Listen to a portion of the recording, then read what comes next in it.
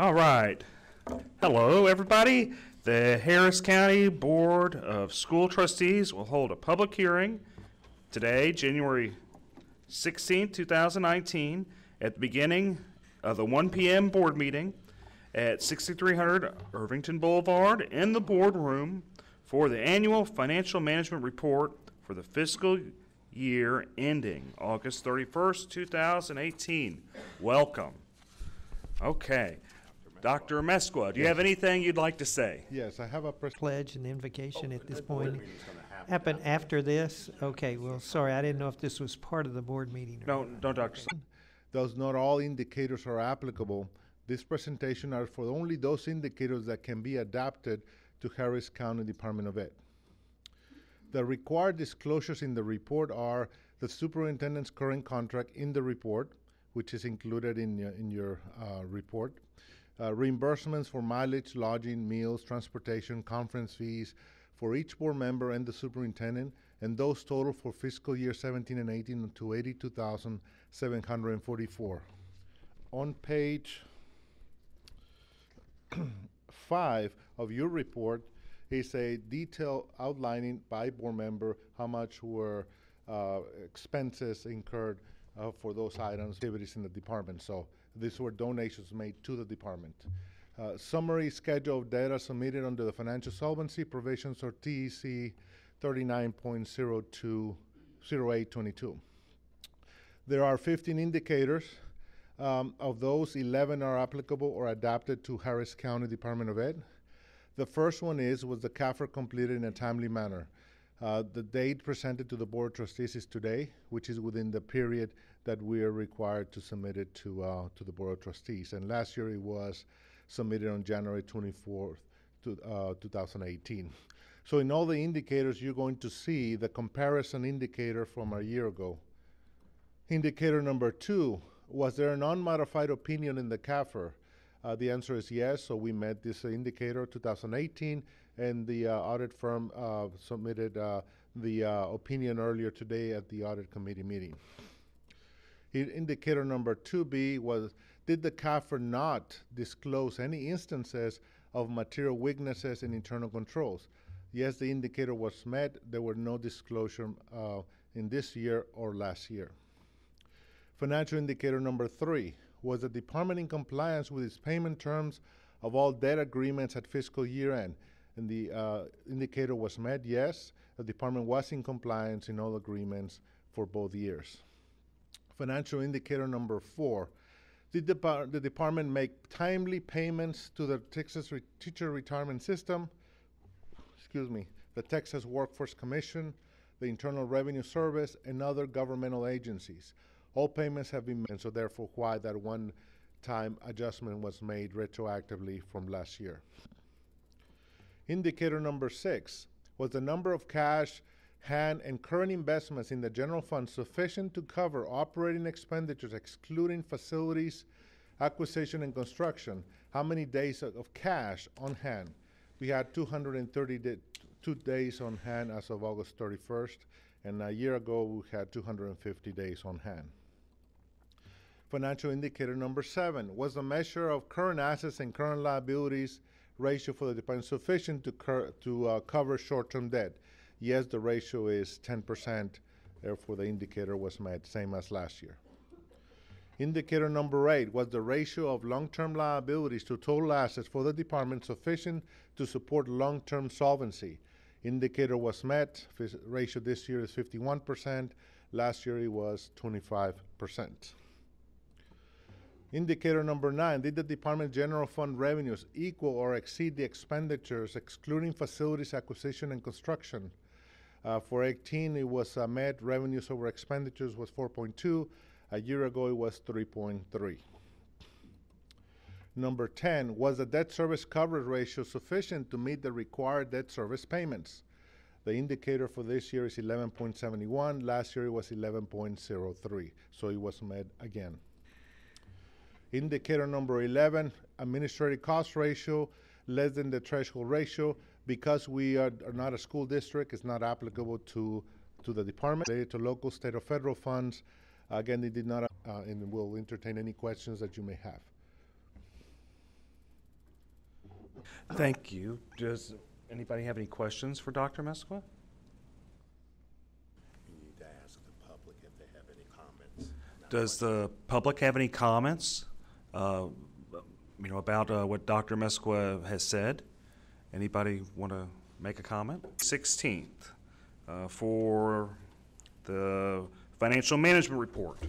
And now, without further ado, the Board of Trustees of Harris County Department of Education is now convened in a board meeting on Wednesday, January 6, 2019, in the boardroom at 6300 Irvington Boulevard, Houston, Texas, at 1:09 p.m. I wish to extend a warm welcome to everyone present and this meeting of the Board of Trustees. As trustees, we are here to set goals, listen to reports from the superintendent, approve budgets, contracts, personnel appointments, and make policy for the district. It is not the role of the board to make day-to-day operational decisions. The management and day-to-day operations of the department are the responsibility of the superintendent. We have policies and procedures in place to resolve concerns and issues. This is a public meeting of the Board of Trustees. It is not a meeting of the public. Prior to this meeting, board members received information related to items on today's 5108 application. We got Jessica Burmia, is that right? Am I saying the right name? Oh, I did good. Jessica, please lead us. Good afternoon, members of the board and HCDE employees. If you could please bow your heads. I'd like to thank you, God, for this day that you've given us. We thank you for the daily guidance and wisdom you provide to our organization. We thank you for the members of the board and our HCDE family. Continue to lead us and protect us daily. Thank you for allowing HCDE to serve our community and our students. Continue to help us grow as an organization and have hearts to serve. Thank you. Amen. Let's continue with the Pledge of Allegiance to the U.S. flag by Siobhan Pipkins. I pledge allegiance to the flag of the United States of America and to the republic for which it stands, one nation, under God, indivisible, with liberty and justice for all. Honor the Texas flag. I pledge allegiance to the Texas, one state, under God, one and indivisible.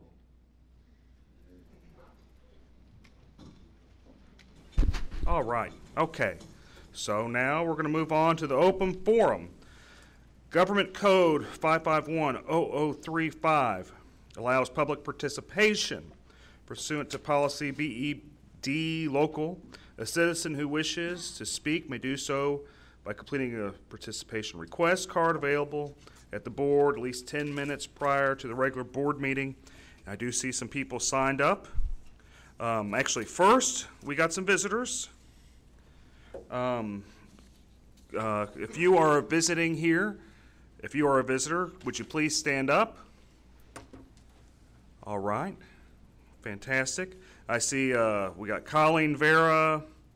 Is that Joe Carrion? Is that right? Or am I? I'm sorry, I signed in the wrong. Oh, okay. Let me scratch that one out. He works here. Okay, well, yeah. I see some other people that were standing up, and we'll get to them in a minute, I guess. Okay, so now we're going to move on to who wishes to speak. People that wishing to address the board. Colleen Vera, come on up. You're representing yourself.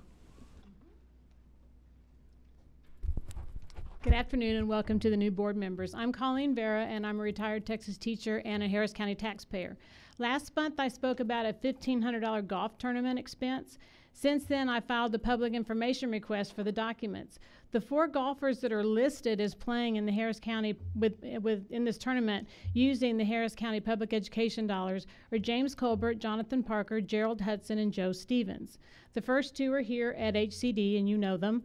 It appears the other one of them is superintendent of schools way outside of Harris County in East Texas, and another one is an elected Harris County Justice of the Peace. I have a serious issue with public funds being used to hand out expensive gifts to employees and friends. I'm asking that this board end this type of wasteful spending. The second is agenda item 7J, your lobbying contract. 5 of you ran on the Republican ticket to get elected to this board. The Republican Party platform specifically rejects tax-funded lobbying contracts. It's your job to build the relationships with other elected officials and share with them the issues that HCD needs addressed. It's wasteful to force 22,000 Harris County homeowners to pay their property tax to you so you can pay a lobbyist to do your job. 22,000 homes paying their property taxes to cover something that you should be doing yourselves. We elected you to do that. I'm asking this board to also end this type of wasteful spending. Thank you.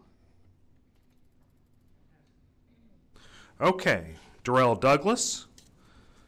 I'm assuming you want to speak? So,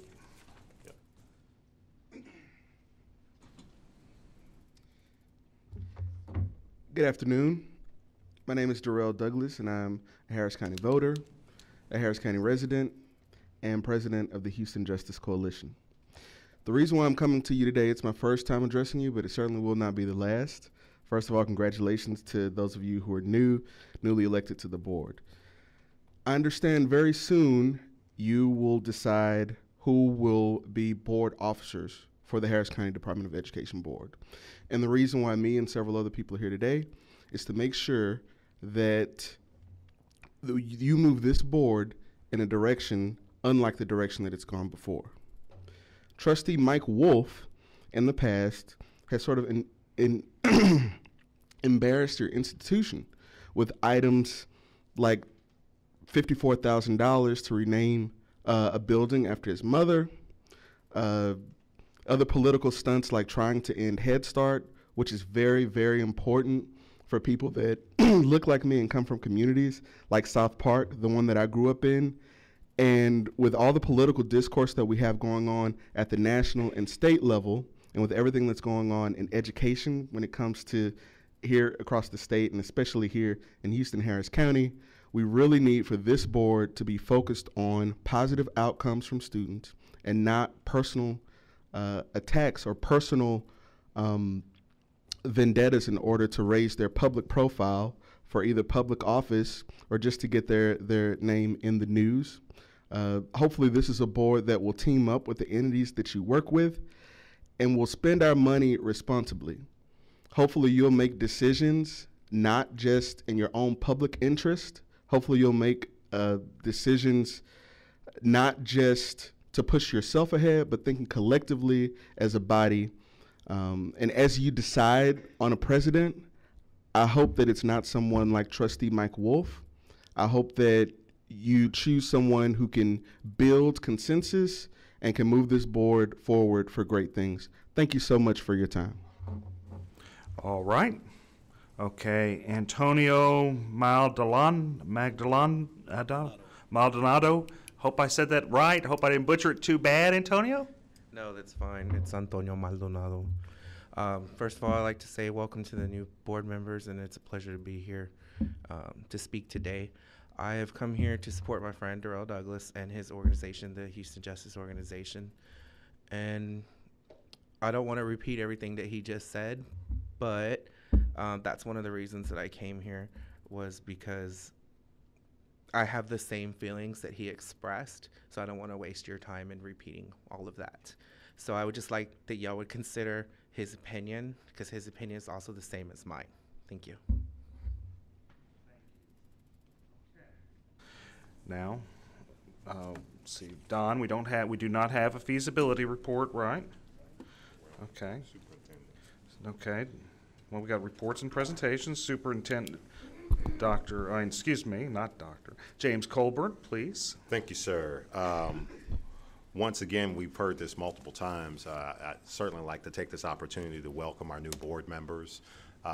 It was exciting to have an opportunity to speak about them and to welcome them to our board. I think it's convenient that you start on Board Appreciation Month. And so certainly want to thank Josh Flynn and Danny Norris and Richard Cantu for joining our board and willing to give so much of their free time in representing Harris County Department of Ed. I'm going to call your attention to a handout that should be at your stations that is a calendar of events. This is a trend that we've started this month to try to keep you abreast on events coming up with the department. And we're going to try to stay this month and maybe a month ahead. There's a lot of things always going on with Harris County Department of Ed that we feel like that you should be kept up with, and if you want more information, don't hesitate to get with me or Ms. Smith, and she can get you more information about those things so you can attend those. Spinning off into our Board Appreciation Month, one of the things that our staff put together and our communications department put together was a video recognizing and acknowledging our trustees this month, and we have a short video. I think it's short. I really don't know how long it is, but we have a short video. Daniel tells me it's short, where our employees wanted to say something to you.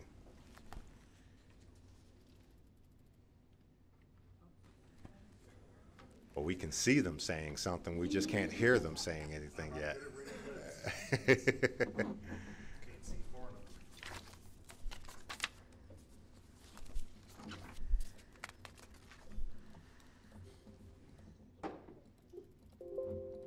Everything at 100 now, so. Hi, I'm Charlotte. I'm Justin. I'm Joshua. I'm Javier. We're from facilities. We want to say thank you to the board. Thank you. On behalf of the help desk, we want to say, we appreciate you. My name is Nathaniel Jones. And my name is Earl Stiller. And we just want to say thank you. Hi, we're with the Communications Division here at Harris County Department of Education, and we'd like to say thank you to our board members. Thank you. On behalf of the Human Resources Division, we appreciate all that you do to support the students and staff of HCDE. Thank you. Hi, this is Rosa Maria Torres, Chief Accounting Officer for the Business Services. On behalf of our division, we want to thank you for all the hard work and dedication that you provide to HCDE. Thank you. Thank you for what you do for HCDE. Thank you. Hi, I'm Amy. I'm Andrea. And we just want to say thank you. This is Gayla. I want to introduce you to our Center for Grants Development and tell you how much we appreciate you. And we thank you so much. Thank you. Hi, I'm Benita Peacock, and this is the Head Start team, and we just want to say thank you.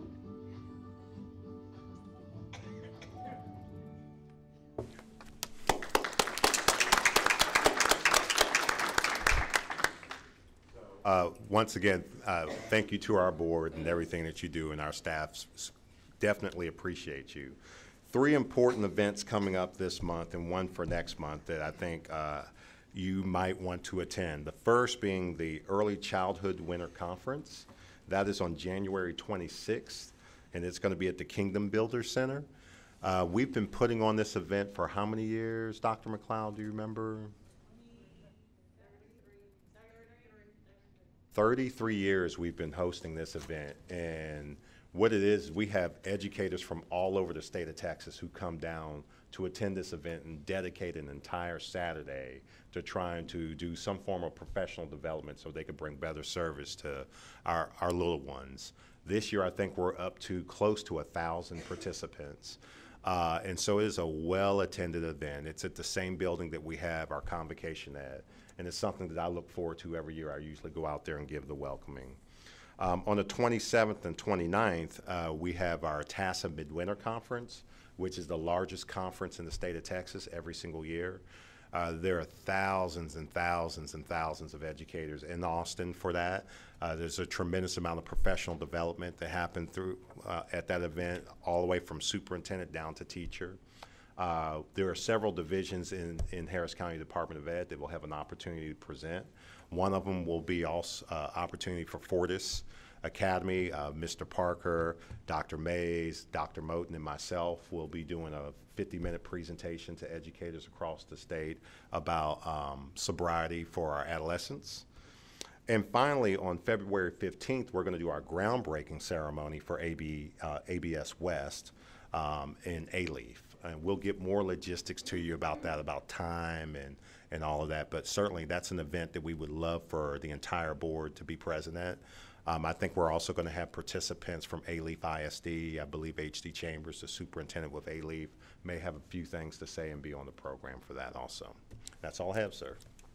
Thank you, James Colbert, and I appreciate you with giving us information on the calendar. That's new, and I think that's very helpful. Okay, we have an annual update for the Center of Grants Development by Gayla Maynard. Did I say it right? Yeah, that's fine. Yes. Hello, can y'all hear me? Because my voice is kind of light. So let me get this opened up here. Okay.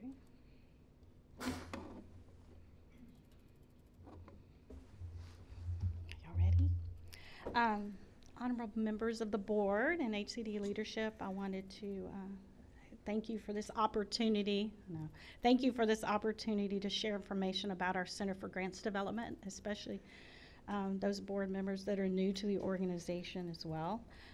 I will cover these areas from development staff to available resources that we provide the community. If I could please ask the staff to stand. I have here with me Joyce Akins, Crystal Johnson, Dr. Vida L. Avery, Charbon Pipkins Kamaya. She's newly married, so it takes me a while to remember her last name, and Jessica Bermea. I couldn't do this without them, so.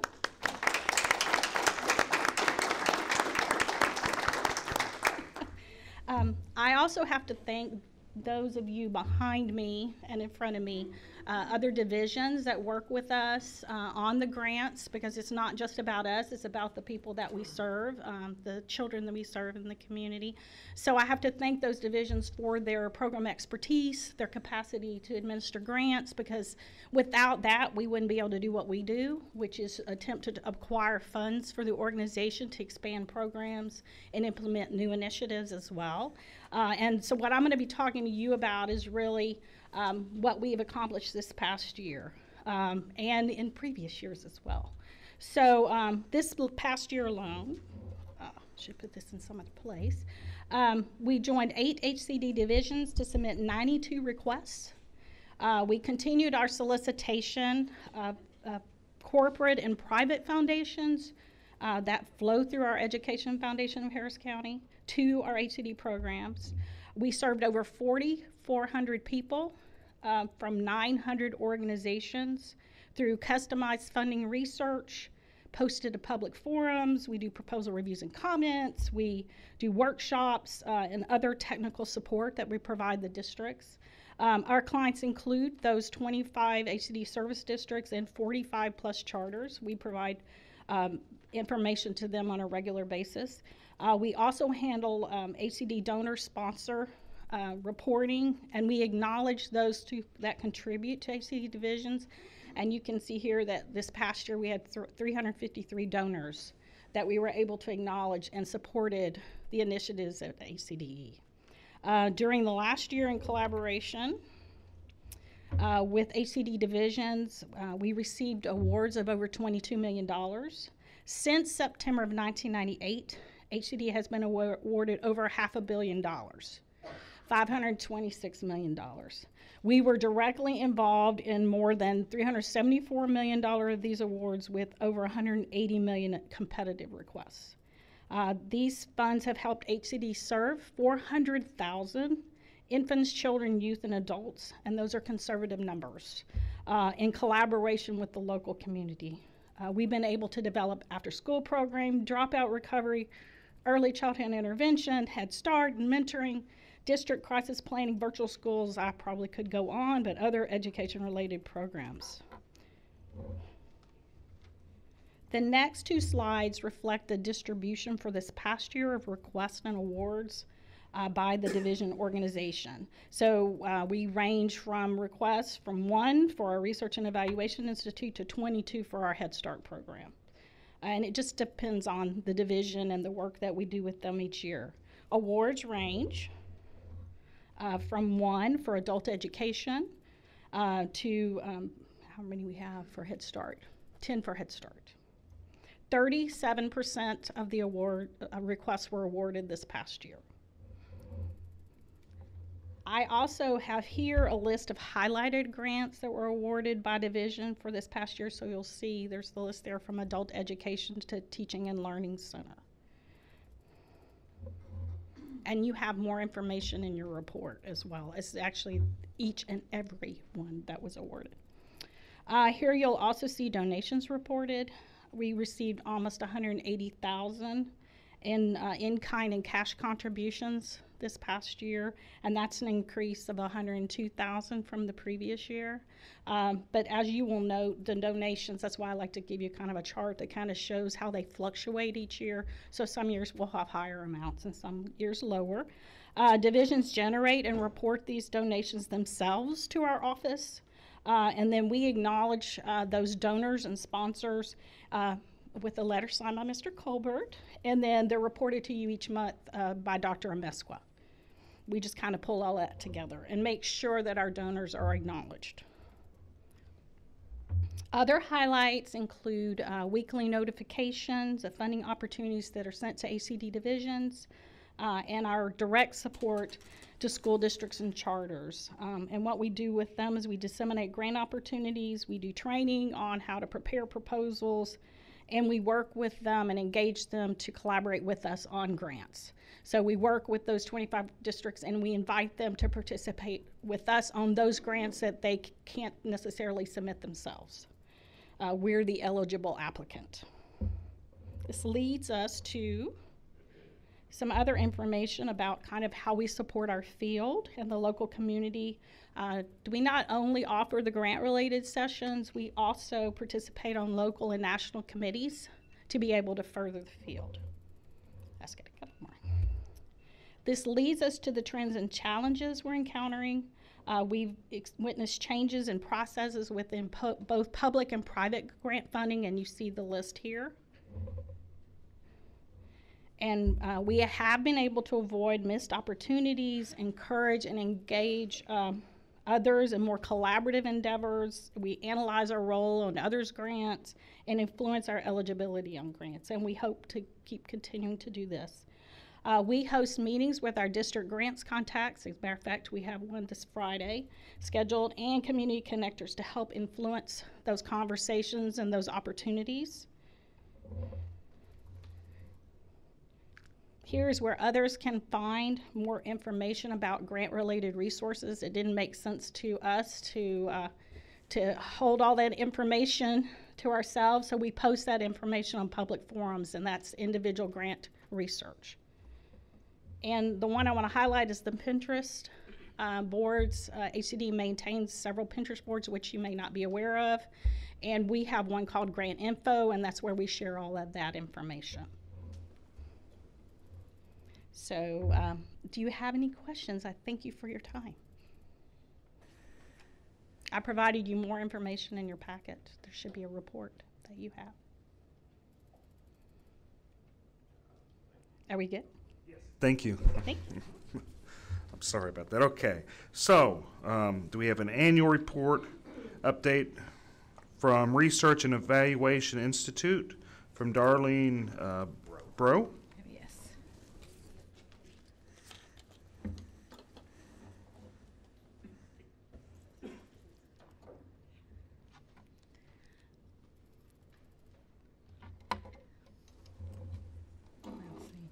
Well, good afternoon, Superintendent Colbert and board members. My name is Darlene Bro, and I'm the director of the Research and Evaluation Institute. I'd like to take this opportunity to introduce my team. If they would please stand. My outstanding, valuable, very smart team. Let's give them a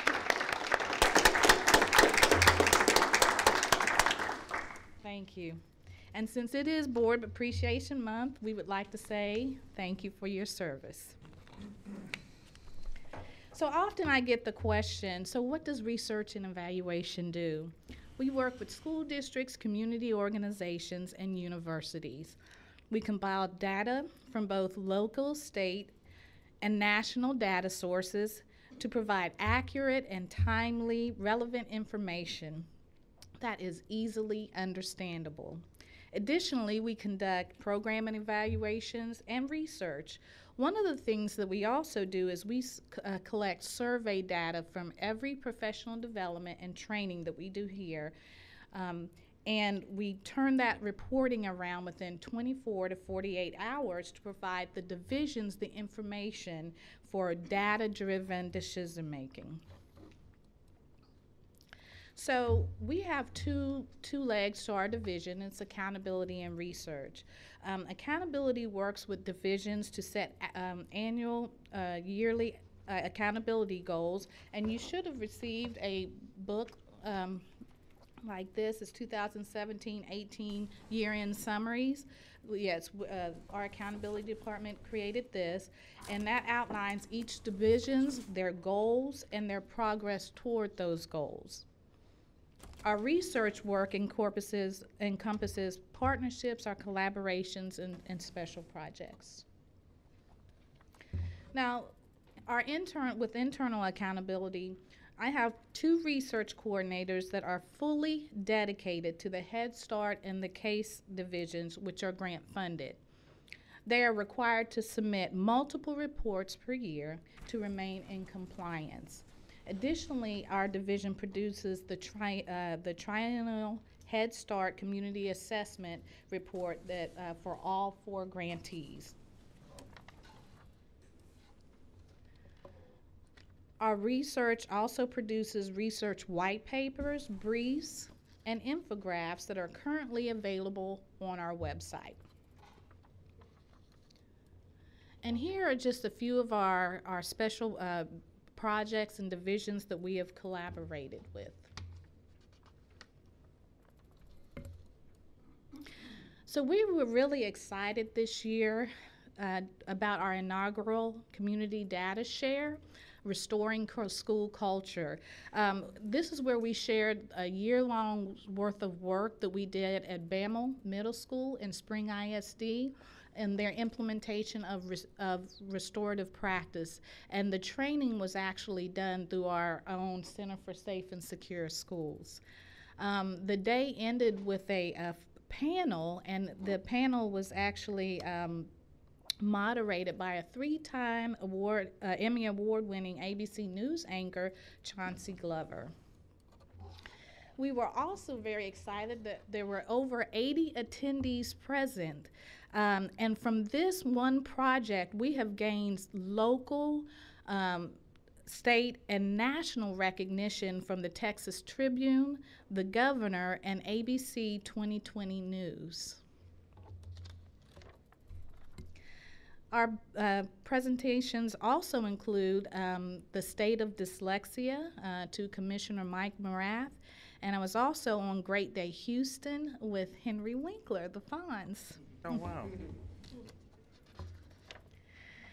And so our hard work pays off. We have received a 98% client satisfaction rating. And I will end with our challenges. We will continue to strive to provide our deliverables in a timely manner and continue to grow our partnerships and to work on balancing our internal and our external needs and to finally increase our visibility within the educational research community. Thank you. Thank you. All right. Good.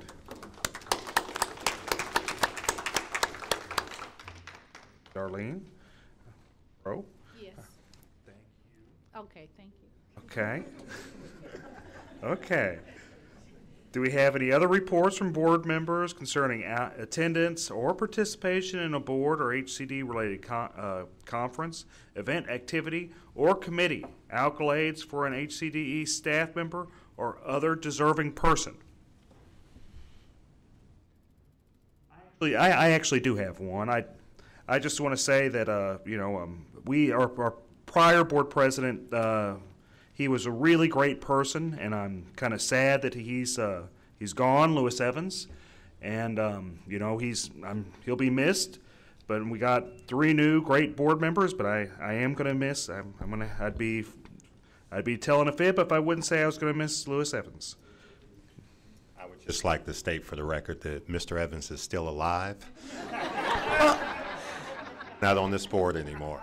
I want to add to that. I actually had asked Mr. Evans to come to this meeting, then we kind of didn't communicate after that, but I felt badly that when I spoke at the last meeting, I referred to the other two ladies that were leaving, not Mr. Evans. So we need to get him back here to honor him in some way at some point. Very good. Okay. So, do we have a monthly finance report through 12/31/2018 by Dr. Jesus Emesquis?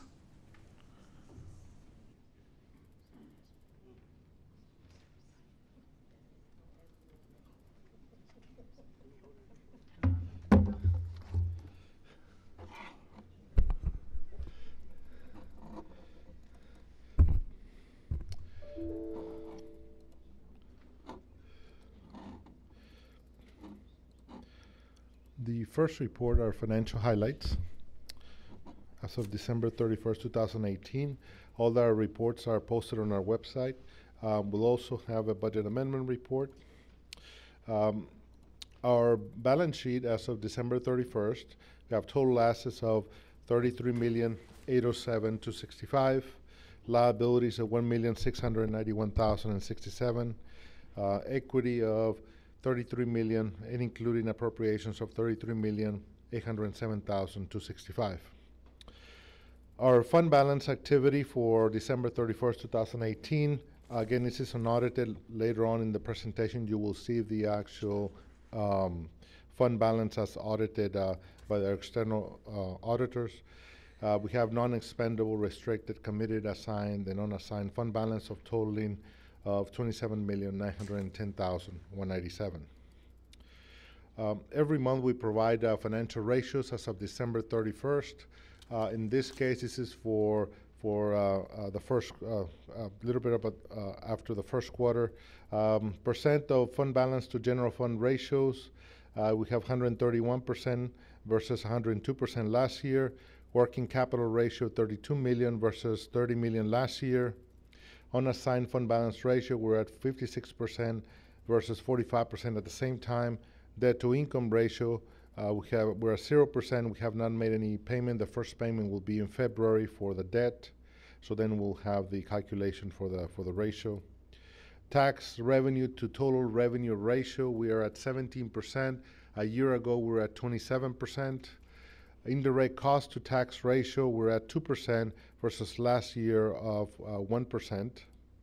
Fee for service revenue ratio, we're at 28%, whereas last year at this same time, we were at 36%.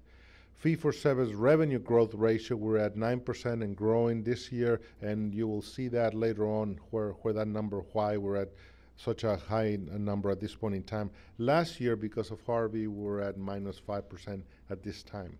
-5%. Our fund balance activity, we present our budget amendments each month. This year we have presented 2 budget amendments, one in October and one in November. Our revenues year to date as of December 31st, we're at a total of $137,082 in budget, and received and billed of $28,998,480, or at 28% of the year. This is the fourth month of the year, or we should be at 33%. However, we're at right now running around 38%. These are the amendments. Every time that we amend the budget, we show a running total of every month of what we have increased our expenses or our revenues.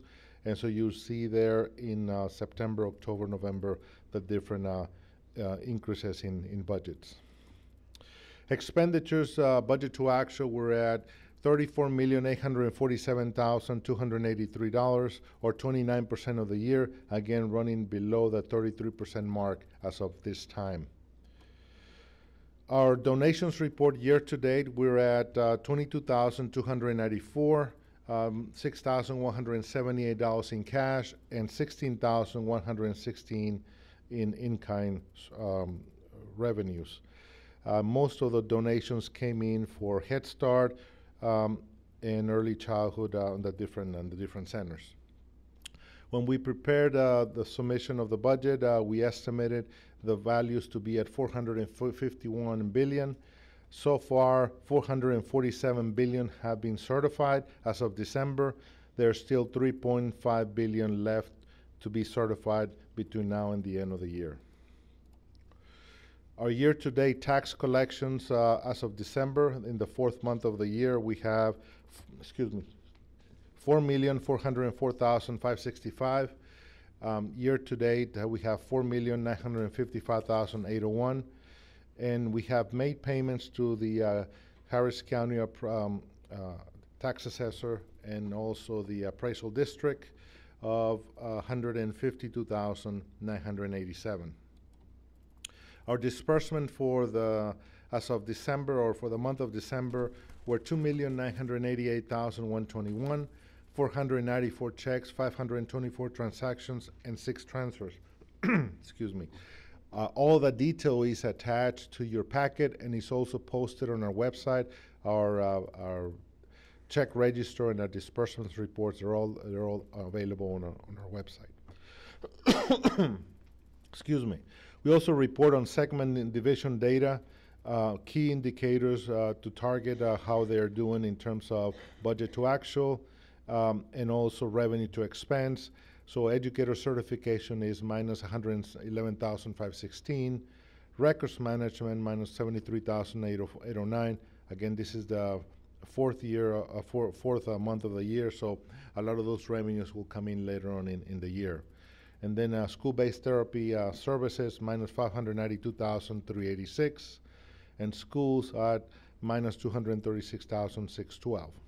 That is in our general fund area, governmental fund types that typically are subsidized to some degree by property taxes. The area of enterprise activity, which is a proprietary Choice Partners cooperative, we'll be happy to report that they are at 73% ratio. They're typically at 45%. The budget for the year to transfer from the Choice Partners to the general fund was $2 million. As of the first quarter, we have 2,423,713 already transferred. So the year still has other 8 months to go. So we'll probably have a record year again for Choice Partners, and so they're doing very well in their activity. Budget amendments, we typically prepare budget amendments at this time. For this month, we don't have any general fund, special revenue grants, or workers' compensation fund amendments. So we may have some next month, but at this time, we don't have any amendments. The next few slides is a construction PFC update of our AB West. This is when we had our closing a few months ago. The total amount available was $10,811,000 for the construction fund. So far, we have $10,676,662 available, and the construction contract has been signed and awarded, and the construction is set to start up pretty soon. So the construction period is approximately 11 to 14 months. And so that's the first financial report that we'll go over. Do we have any questions before I go into the investment report? Questions? This is your opportunity.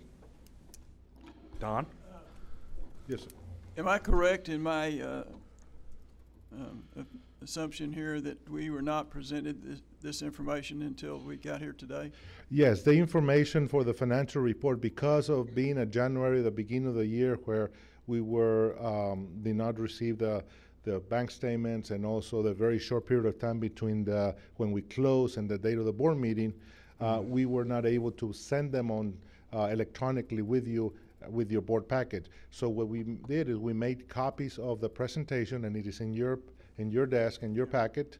And we also now have posted on our website the complete report. There are going to be months, because the board meeting is going to be early in the month. Therefore, we're not going to have enough time to do the closing, to post, and do all the balancing before we prepare the financial statements. And so we just finished those a couple days ago, and we were able to now print them and now make them available to you. Okay. No other questions? Please proceed, Dr. Mesquis. Thank you. The next one is the investment report.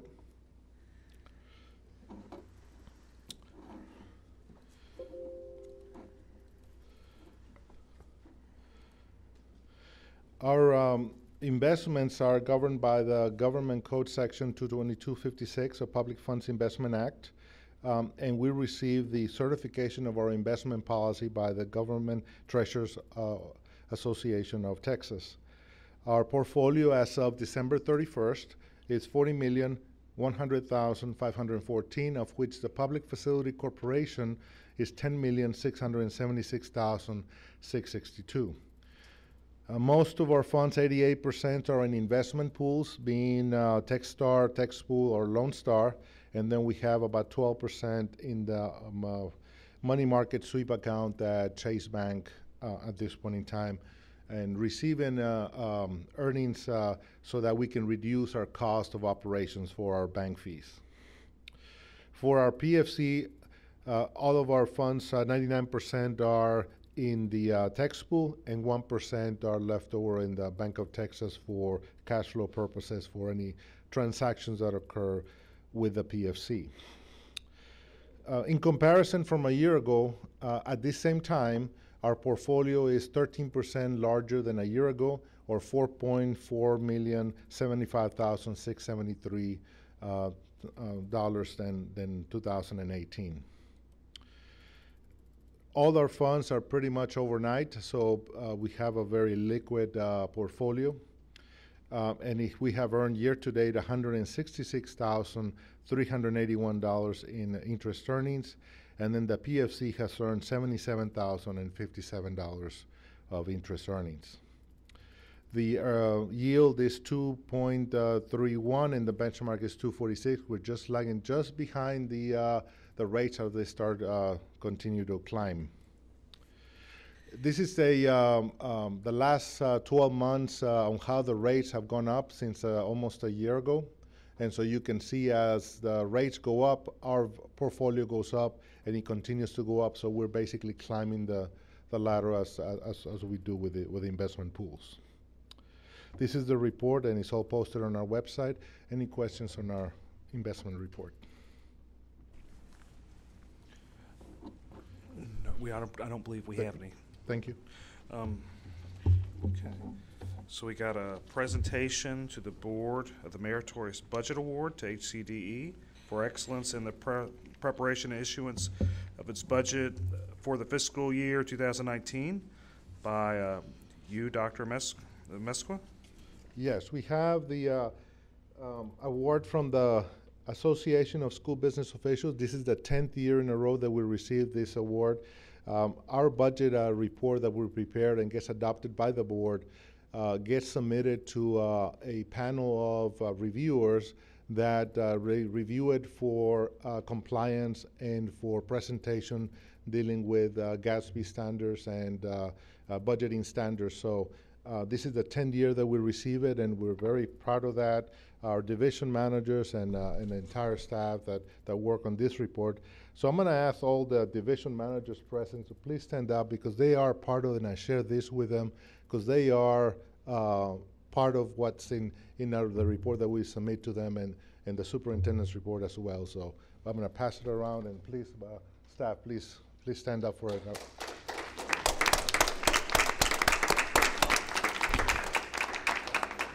Mr. Mesqua, I got a couple questions for you real quick as you pass that around. How difficult is it to win this award? Well, there are 1,000 districts in the state. There's 1,036 districts in the state. And the last time I checked, there were only about a couple of hundred that received the award. Would you say it's fairly challenging to win this award? Well, it is challenging. There are basically a number of requirements and questionnaires that you have to respond to it and meet those standards to be able to be reviewed and meet the qualification and the criteria. There are there's another organization that we also submitted, and we've already received that. This is actually the first for 2019, so we hope that we receive more for this next year. So I stand corrected. Instead of fairly challenging, it's quite challenging to win this award. And less than 10% of the public education organizations in the state win it. And we've won it how many times? This is the 10th year. Oh, okay. I just wanted to make sure. So I think this is something to be proud of, and I would like to thank you and your leadership, and certainly all of our division leaders, as we just gave them a hand. There's no question that we have sound business practices at Harris County Department of Ed, and not only do we recognize that and celebrate it and display it to the board every single month, but it's good to get affirmation from a state body entity that recognizes the same. So thank you, sir. Thank you for your leadership. Okay, so if we can, we're going to take something out of order because we want to get the auditor out of here, and so she's not billing us anymore. Okay, so we're going to take. We don't want to get her out of here. We just want to be respectful of her time. Fair enough. We're going to be respectful of people's time. So we're going to take 7B, unless anyone has any objection, of the non-consensus agenda, and we're going to pick it up if I have a motion. All right, I don't need a motion for that. Okay, unless anybody objects. Okay, so then maybe I should read 7. Read it. Okay. So we're going to consider the acceptance. Or Selena? Yeah, Okay. Go ahead and do your presentation. All right. Well, thank you so much, members of the board, Superintendent Colbert, and members of the audience. We met earlier at 11 a.m.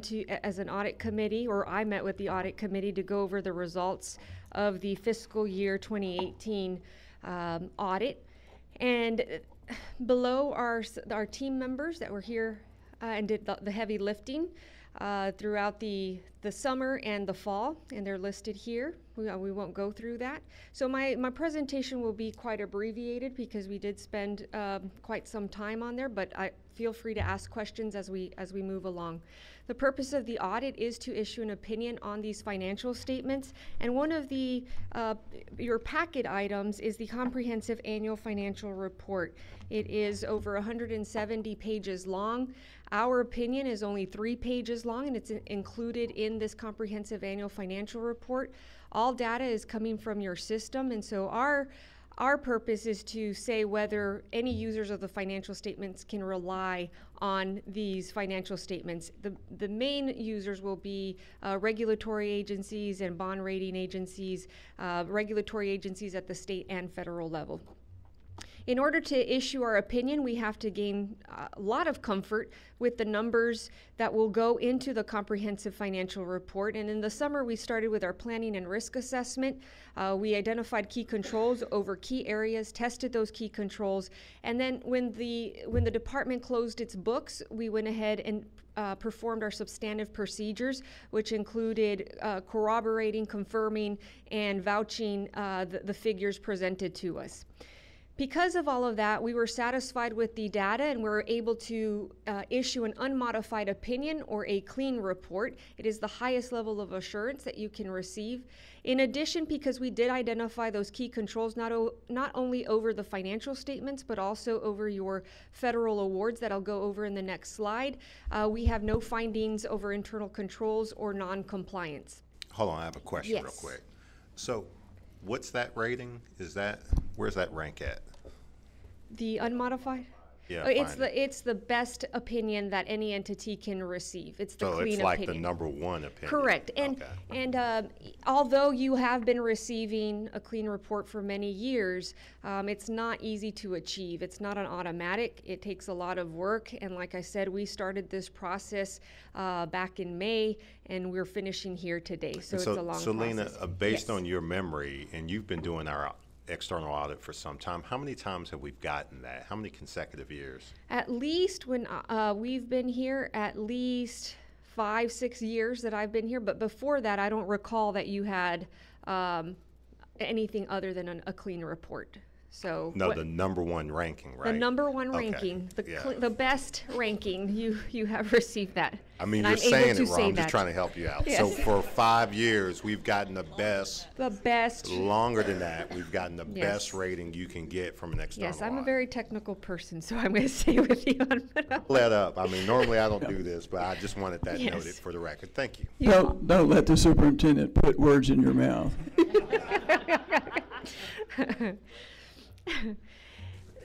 You've also received a top score or clean report for your major federal programs. So every year we do a risk assessment and we select different federal programs for testing. This year we selected Head Start as well as 21st Century. Again, you've earned an unmodified opinion, no internal control findings or major federal or non-compliance. And just so that the audience knows as well, all of this goes to the federal government through the data collection form, and which is housed at the Federal Audit Clearinghouse. So all of this is filtered up to them as well for review. All right, okay. All right. Well, Oh, I can go through. please, Yes, please. okay. I'm just going to hit the general fund highlights. I know that Dr. Amezcua talked a little bit about the numbers. Your general fund revenues were $48.5 million, with the majority of that coming from your property tax revenue at $22.5 million or 22.5 million or 46%. Last year's revenue was $46.4 million, so you saw an increase in revenue, and that's attributable to values that increased the tax levy and therefore collections. As far as your general fund expenditures, those totaled $44.2 million.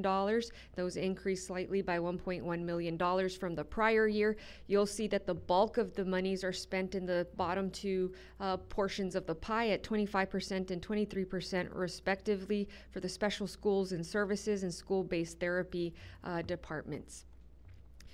If we disaggregate the expenditures even more, you'll see that 74% of the expenditures go towards payroll costs, which totaled $32.8 million of the $44.2 million.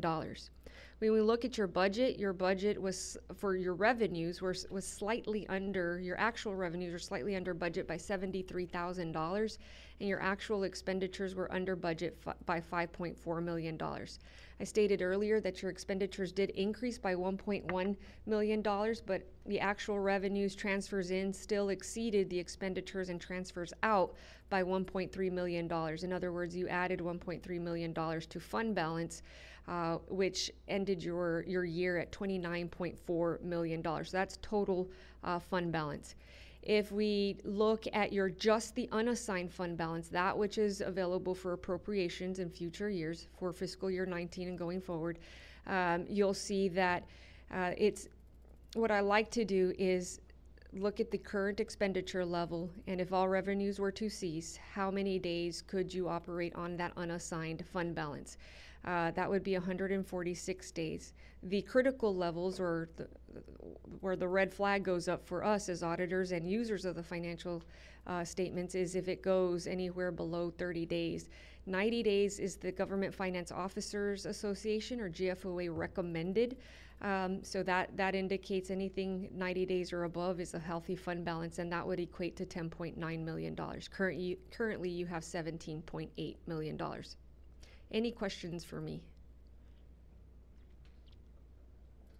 No, ma'am. Okay, thank you so much. Eric, I'd like to make a comment. Anybody in the public that wants to review what we call the CAFR, it is available to the public. It's very informational, and if you start reading it about 30 minutes before you're ready to go to bed, you probably won't. You'll sleep soundly. Okay, so we know what your bedtime reading is, Don. Okay, so we're going to consider acceptance of the 2017-2018 annual financial audit. The fund balance categories, the amounts as presented in the report, and the attached resolution for the committee fund balance. The audit was conducted by Whitley Penn, LLP, if I can talk. Do I have a motion? Okay. Got a motion by Richard. Do I got a second? Second by George. Is there any discussion? Okay. Let's vote. All in favor, raise your hand. All opposed, all abstaining, it passes unanimously. Okay. Good job. So now we're going to go to the consensus agenda. Does anybody have any problem with the consensus agenda? Any items that y'all want to take out? And 6A1. 6A1. 6B1, that's for the new board members that weren't here because they shouldn't vote on that. Okay, Mike, Trustee Mike Wolf. Anybody else have any other items they want to take off of the consensus? Okay. Okay, so do I have a motion to approve all the consensus items, save and accept 6A1 and 6B1? So moved. Okay, Trustee Norris. Second. Dr. Moore, thank you for the second. Is there any discussion? I'd like some information on number 2, C2, the phonoscope Inc. item. Could we get some information on that, please? No, it's not being pulled. We're discussing. Yeah. Please.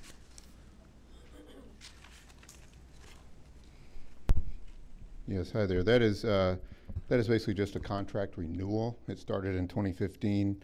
It looks like it's probably the last renewal. These are just vendors that were awarded back then, 5-year contract. Well, actually, an initial 1 year with 4 1-year renewals. This 15 contract looks like it's in the last year of the renewal for that. Were there specific phonoscope questions or? What happens after that next year? We will probably. A lot of these folks, some of them would have already been issued other contracts, or if there are specific products or services that they provide that hasn't been captured on another technology contract, we may go out for another technology contract and offer them the opportunity to respond to another RFP. Is that sufficient, or anything else? Question? Any trustee have any other questions? You can sit down, please. Thank you very much. Is there any other discussion? I'm hearing no other discussion. Okay, so let's vote on approving all the action items, save and accept 6A1 and 6B1. All in favor, raise your hand. Okay. That passes unanimously. No one's opposed, no one abstained. Okay, so now we're going to go to action 6A1. Consider the approval of the following business service items. The 2018 disbursement report. Do I have a motion? So moved. Thank you, Dr. Moore. Do I have a second? Second. Trustee Norris. Is there any discussion on this? I'd like to make a substitute motion that this item be tabled until next month, because we have not had, as a board, a chance to read the report. Okay, so I have a motion to table. Dr. Mesqua, does that impact us at all? Okay. I'll second that. Okay. Let's have, anybody want to discuss this? Okay, so what we're doing is we're tabling 6A1 till next board meeting. Got the pending motion? Sorry, you're technically voting on a motion to amend the original motion, to substitute the original motion. So that's what's going to be voted on first, and then you will vote substantively on the motion to table.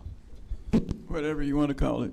So, okay, I'm confused. Okay, so we're first voting on approving the motion, or amending the motion? Amending the motion. Amending it so it's included being tabled? Correct. Wouldn't we be voting on to table it? It's two different motions typically. Okay. Unless, Okay. is that, Mr. Sumners, is that what you're, is that what you're doing? Okay. So if you want to table it, you vote yes both times. Okay. Go ahead. So, okay.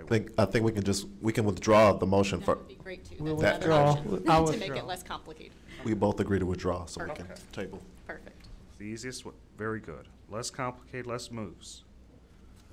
Okay.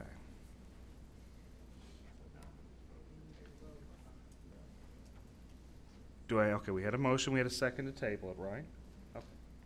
Discussion, having gone through the discussion, all in favor of tabling it to next board meeting? Okay, passes unanimously. Okay. Now we're going to consider the approval of the following board meeting minutes from December 19, 2018, regular board meeting. Do I have a motion? So moved. Thank you for the motion. Do I have a second? Trustee Wolf, excuse me. Do I have a second? Second. Thank you, Dr. Moore. Okay. Are there any discussion? Well, I think, like I said earlier, since the 3 new board members were not board members in December, that's the reason I put this to now, so they could abstain. Yeah. Be that the 3 new board members abstain. Okay. So is there any other discussion? Having concluded the discussion, let's vote on this. All in favor, raise your hand. All opposed, all abstaining. Passes 4, 3 abstentions. Okay. Moving right along, we're going to the non-consensus. Consider the approval of the fiscal year 2018 to 2019 investment resolution for the annual review of HCDE's investment policy, broker deals, and investment trainers in accordance with the Public Funds Investment Act. Do I have a motion? So moved. Thank you, Trustee Wolf. Do I have a second? Second. Thank you, Dr. Moore. Is there any discussion? Having no discussion, let's put it for a vote. All in favor, raise your hand. Passes unanimously. 7C, consider the approval of interlocal agreement with the Harris County Sheriff's Office for the fiscal year 2018 and fiscal year 2019 for law enforcement services at the Academic and Behavioral School East for 2 deputies, Academic and Behavioral School West for 1 deputy, High Point School East for 3 deputies, and Fortis Academy for 1 deputy. $69,165 per deputy from March 1st, 2019 through February 28, 2020, and the amount not to exceed $484,155. Do I have a motion? Trustee Cantu. Do I have a second? I'll Second. Oh, okay. Trustee Norris, thank you. Okay, so we got a motion and we got a second. Do we want to have any discussion? Sumners. I just have one question. Do these contracts have a termination provision? Yes, they do. Is it 30 days or something? Yes. Yes, they do. It's 30 days. Thanks. And I want to ask the obvious, we did budget for this, did we not? Yeah. Yes, we did. Yeah. I've got a question. When did we budget for this? Was that the original budget or was that an amendment or? Original. Okay. Are there any other questions? One question. Please. Under whose management is this contract? Is it in your division, Mr. Parker? Yes. Yes, it's under the schools division. Okay, is there any other discussion? No more. Let's put up for a vote. All in favor, raise your hand. Okay, passes unanimously. Okay. 7D, consider approval of contract for water intrusion prevention and site drainage, leak and metal wall repairs project at HCDE High Point East Campus with facilities sources RFP 16054JN04. The total cost of this project is $61,946.12. Do I have a motion? So moved. Trustee Norris, do I have a second? Second. Are there any questions on this? Any discussion? Trustee Sumners. Can someone give us a brief description of what this project entails and what the problem was? Good afternoon. I'm Joe Carrion, Construction Director.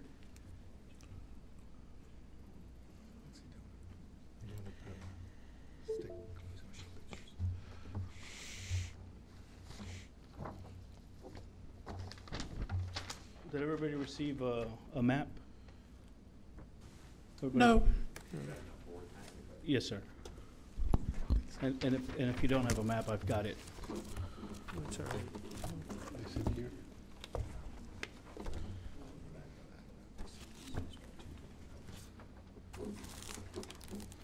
Joe, I would just go from the PowerPoint. I don't think it's in our backup or in our board book. Okay.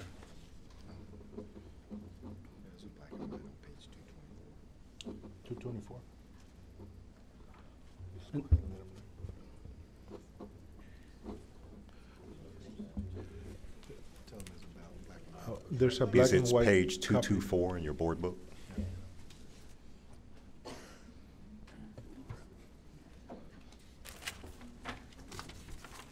Oh, yeah, it is here.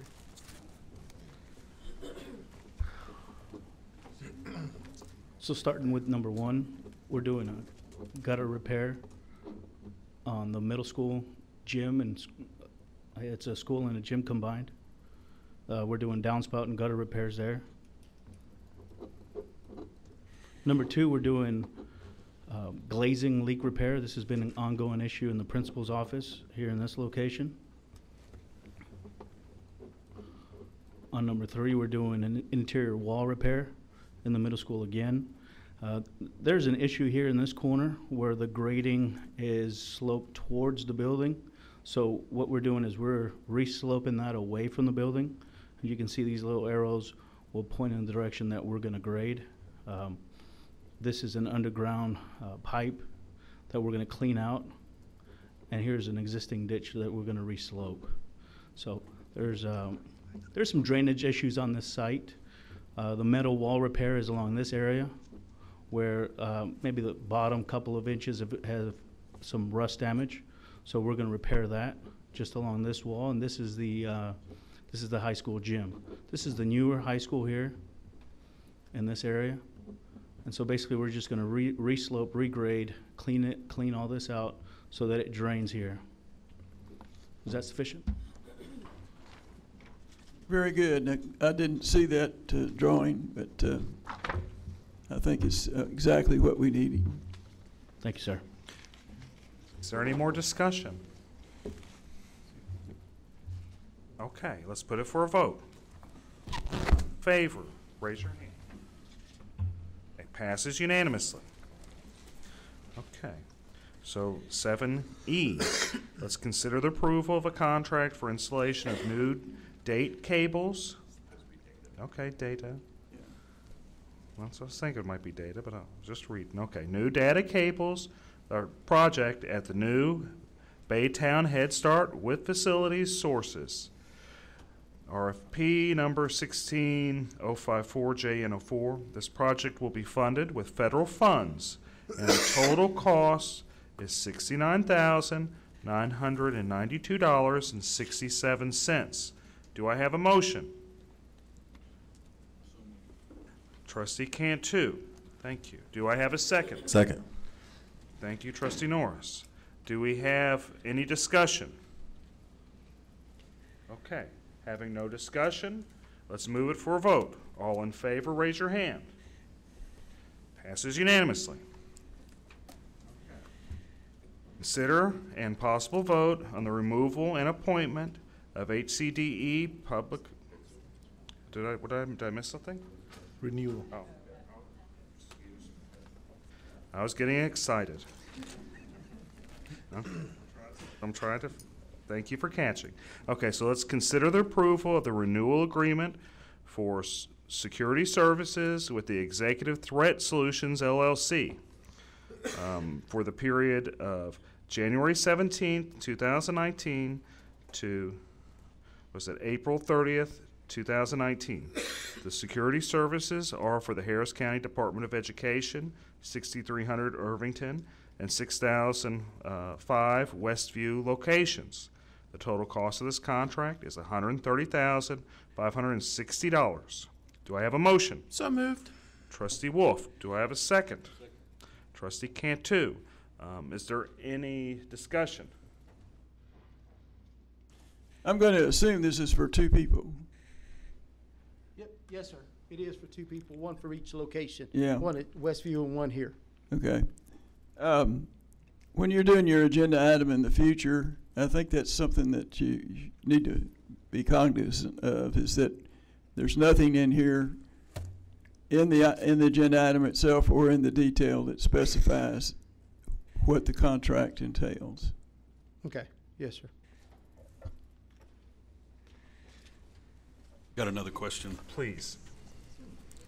So we just approved the contract with the sheriff's office for the campuses, and so just trying to understand the thinking, contracting with the sheriffs for some facilities and with this group for administration buildings, and just what's the Right. Part of this, and I'm going to look to Mr. Parker to help us, because we've had executive thread through Choice Partners with having officers here through the schools. I think that was an agreement that was made a while back when they first started the schools.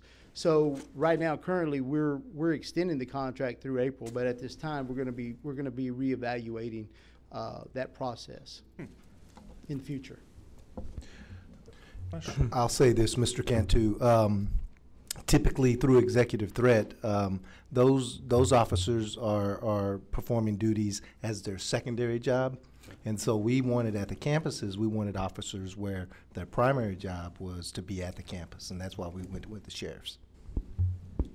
And I think it's important to note with executive threat, you know, Mr. Sumner's mentioned that's 2 people, but those people rotate. Yeah. You know, this is the job, to Mr. Parker's point, where they're picking up overtime.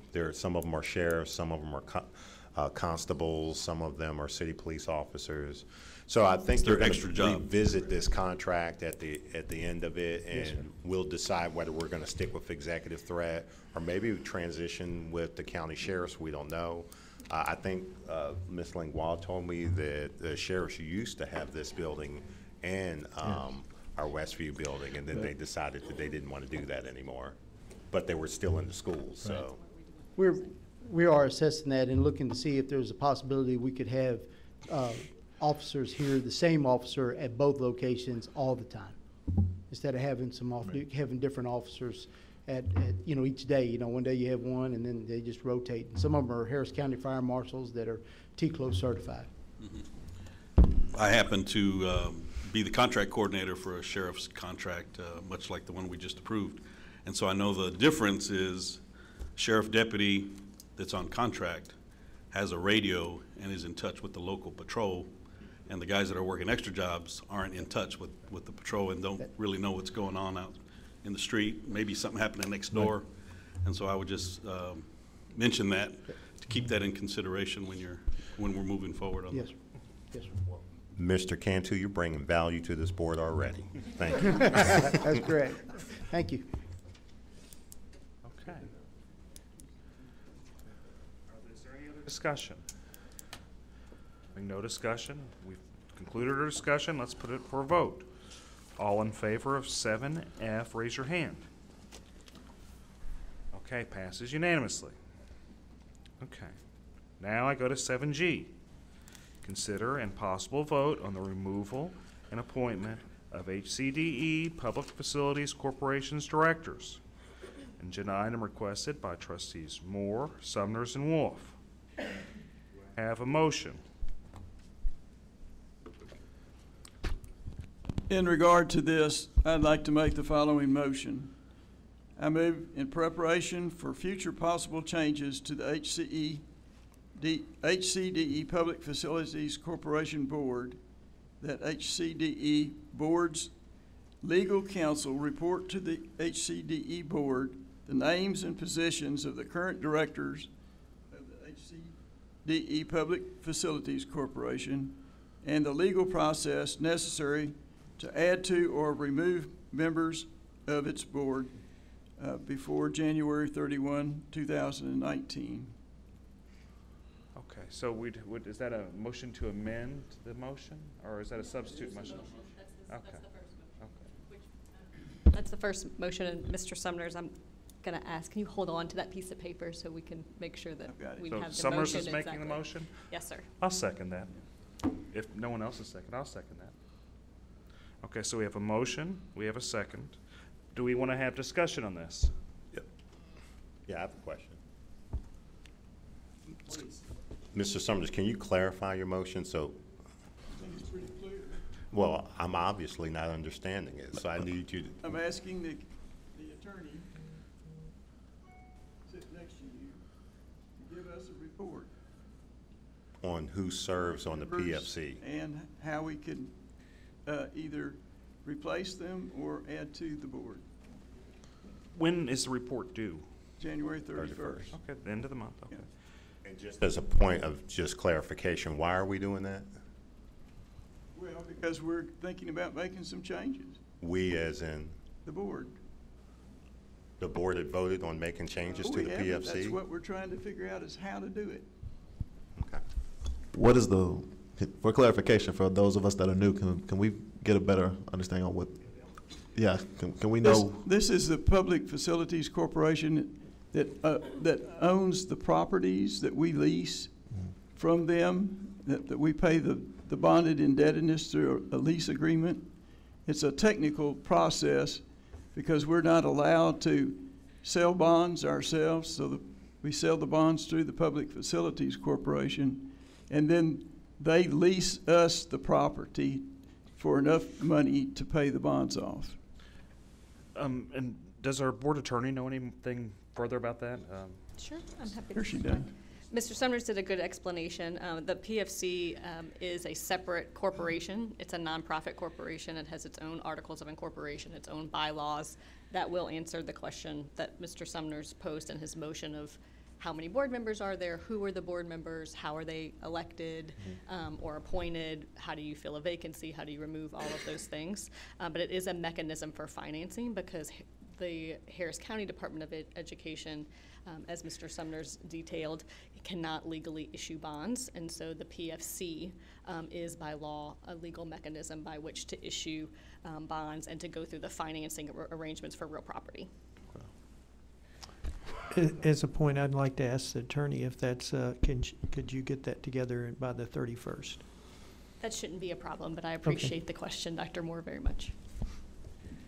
Is there any other questions?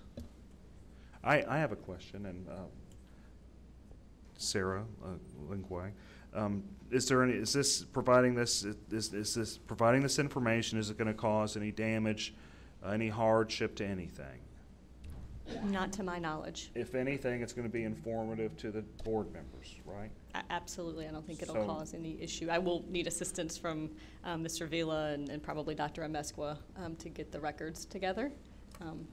But other than that, it shouldn't be a problem. So, okay, and it seems like it's more just providing information to the board members and letting them know more about this organization. Yes, sir. Just for clarification, my concern certainly has nothing to do with Ms. Langlois looking into it. I guess I'll save my concerns for later on if there's action to be taken to completely reconstitute the PFC because it can impede the progress of the construction for AB West. But I'll save that for another meeting if we ultimately get to that point. Sure, but at this point, we're just asking for information, right? That's my understanding. My understanding too. Okay, so let's put this. Any more questions? Do we have any more discussion? Anything else? Let's. Yes. Oh, please.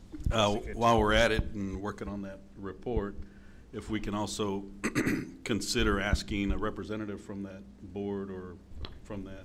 Well, and just for purposes of clarification, which might aid in answering your questions, the current board members, to my knowledge, and Dr. Amesqua and Mr. Vila, please correct me if I'm wrong, of the PFC board are Mr. Colbert serves as a voting member of the PFC board. Dr. Amesqua does as well. Mr. Vila is the chair of the PFC board.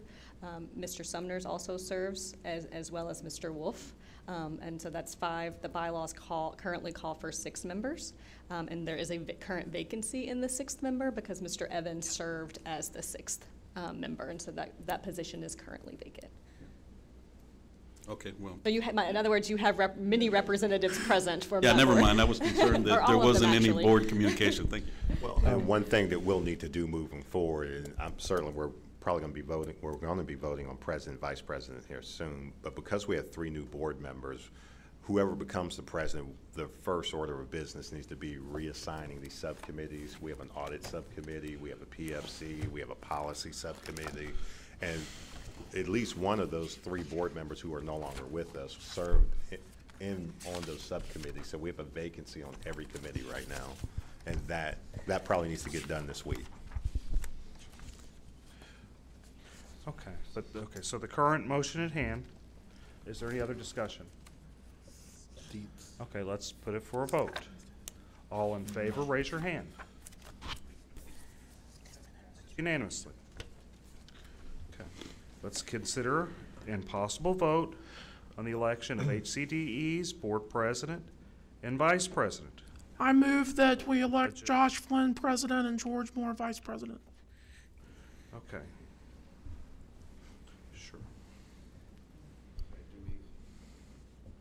We need a second. Yes, do we have a second? Okay. Motion dies. It didn't die. Oh, did you second it, Don? No. It doesn't need a second.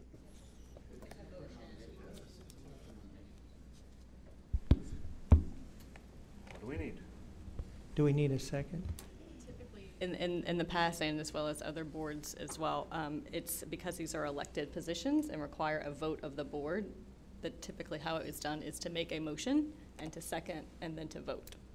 But Robert's Rules does not call for a second for these type of nominations, is that correct? That is not how it's been handled in the past at this board in terms of nominations, and What about Robert's Rules? I'm sorry? What about Robert's Rules? So this board has chosen to use Robert's Rules. Actually, the board operating procedures on memory, and I have them here, I can pull the exact language, does not say shall apply Robert's Rules on memory, but I'm happy to check to make sure and to read the exact language. Well, I would like to, for you, and this might help that, Sure. I'd like to make a friendly motion that we split those two. Second. All right. Do you I accept that. Okay, Split so a what? friendly amendment. That they're not voted on together. And, to separate them. Give me 1 second. So my motion as it stands is to elect Josh Flynn as board president. And now you need a second, and I'll second that. Do we have any discussion? Is there any discussion? Yes. For members of the board that are not aware of this, and I wasn't aware of this until recently, there is a mandatory election under state law for the board president and/or vice president, if there is one, coming up in May. It must be on the agenda. So what we're really doing is electing somebody that will serve through that election. And that will be another board election in May. So this is really an interim appointment to replace someone that's no longer on the board. So you're saying basically, typically the board rolls over in May every year? Oh, the board? By statute, we elect our leadership in May.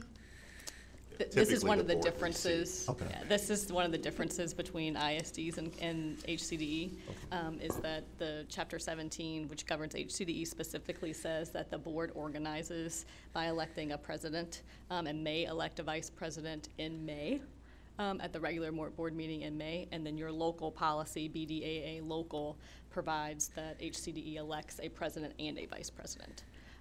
But again, in that statutory scheme of being in May, but there's an Attorney General decision directly on point that says the board, of course, is free to organize at other times. Just because the statute dictates one certain time does not eliminate the possibility of having the board reorganize at other times. And today would be proper since there is a vacancy in the president position. I'd like to call the question. Okay. Ask if there's any more discussion. Is there a first, is there a discussion, is there a second? Second. Okay, so we have a second. Okay. Is there any discussion? To call the question, or? Yes, Oh. second to call the question. Is there any more discussion on calling the question? No. Anybody have, please? Trustee Norris? Yeah, I mean, the call of the question, you're talking about voting right now on that. There's no discussion. I don't think we've. So you're voting right now on whether to call the question, Okay. which requires a 2/3 vote to pass. Okay. And calling the question would end any further discussion if a 2/3 vote is achieved. Gotcha. No discussion on calling the question. Okay, let's put it for a vote. All in favor of calling the question, raise your hand. Opposed to calling the question, raise your hand. All abstaining from calling the question. Okay, so that was a 2-4-1. Okay. Fails. Yes. Okay. All in favor, oh, and excuse me, so is there any other discussion? So the motion on the table. Motion on the table is Josh Flynn for president. Is there any discussion? Any other discussion? Trustee Norris? So we need to fill the position for president right now. Again, and then in May, we're gonna have to, by statute, we will have to make sure that we Have another vote in May. have another vote in May. At a minimum, it does need to appear on the agenda in May. Mhm. And if the board decides you don't want to take action, or if you want to change, or it's up to the board, whatever you would like to do. But it will need to be on the agenda for the May meeting. Sure. So I have discussion. I just note that, you know, it's a time-consuming project being board president. If trustee that just got elected wanted to be board president, it might be wise to be vice president for a little bit, maybe until May before they become president. But that's just my humble advice, being vice president. Okay. Fair enough. So is there any more discussion? Yeah. So I'll ask Mr. Josh, do you feel like you have time to do this and to be as thorough as you have been? I am prepared for the job. Thank you. And, okay.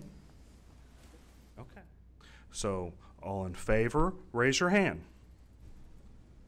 Okay. All opposed, raise your hand. All abstaining. Motion passes 4-3. I'd like to nominate George Moore for vice president.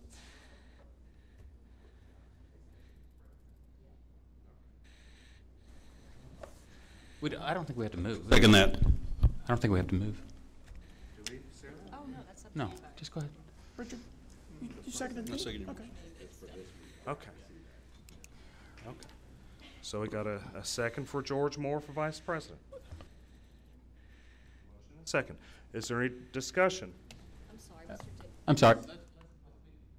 Let's be clear. I would like to just defer the duties of this meeting to Eric without objection for the rest of this meeting, and then my duties begin after the end of this meeting. If there's no objection to that, that's perfectly fine. And Mr. Dick, would you mind repeating the motion, who made the motion in the second? I lost that, sorry. There's a motion for George Moore to become vice president. And it was a second by Don Sumner, or a second by Richard Cantu. Yep. Okay. Sure. Is there any discussion? Okay. No discussion. Okay. All in favor of George Moore being vice president, raise your hand. All opposed? All abstaining? Motion passes. 6 in favor, 1 abstention. Okay. Okay. Consider and possible vote on establishing setting specific goals for Superintendent Colbert for calendar year 2019 and or for the first 6 months of 2019. Agenda item requested by Trustee Moore, Sumners, and Wolf. Do I have a motion? Yes. Trustee Sumners. Okay, we got a motion. Do we have a second? And I do have this in writing. I move the Harris County Department of Education Board of Trustees establish a committee consisting of the entire board to meet, discuss, and determine specific goals for Superintendent Colbert for calendar year 2019 and or the first 6 months of 2019. To accomplish this action, the board appoints Trustee Sumners to coordinate the committee's actions by receiving, compiling, and organizing specific trustee goals, suggestions for discussion and possible board action thereon, and to call and preside over posted meetings of the committee to be held in public session whenever possible. I second that. Okay. So we got a motion, we got a second. Is there any discussion?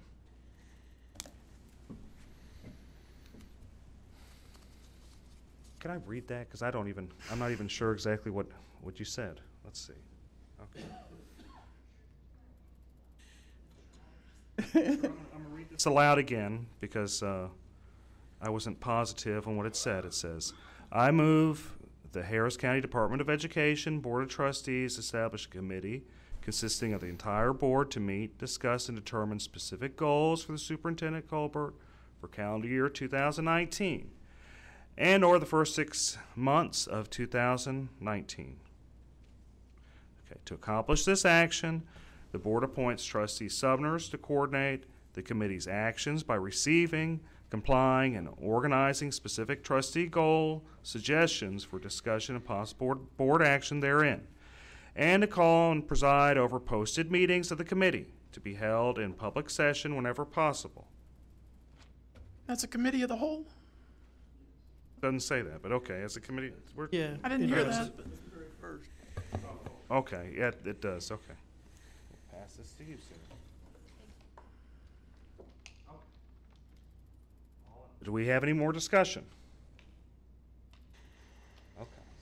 Having no further discussion. Let's put it. Can I make one small? Please. I'm sorry to interject. I do believe, I'm trying to find the exact policy, that there is a policy that dictates that the president is the individual who has the authority to call meetings. And because this would be a committee of the whole, it would be a called meeting or a special meeting under the Texas Open Meetings Act. And so it's fine if the board wants to change that and delegate that authority to Mr. Sumners. I just want you to be aware that that would be a departure from what I believe is in your current policy. If it is necessary for me to author that, I will be more than happy to author that. Okay, great. So we're going to put it for a vote? Or what do we do? Just to clarify, so Mr. Sumners, with all of that being said, would you amend your do you want to amend your motion to remove the portion about the authority to call meetings? Well, if you wanted to put in coordination with the president or something like that, but I just don't want it. We need to accelerate this program, so. Okay, so let's see. Am I in the wrong one?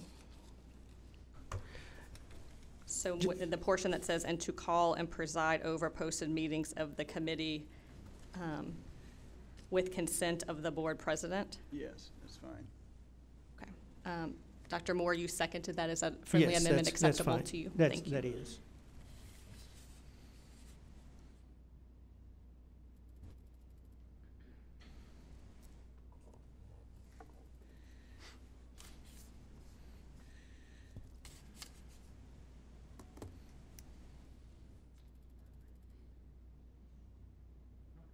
So is there any more discussion?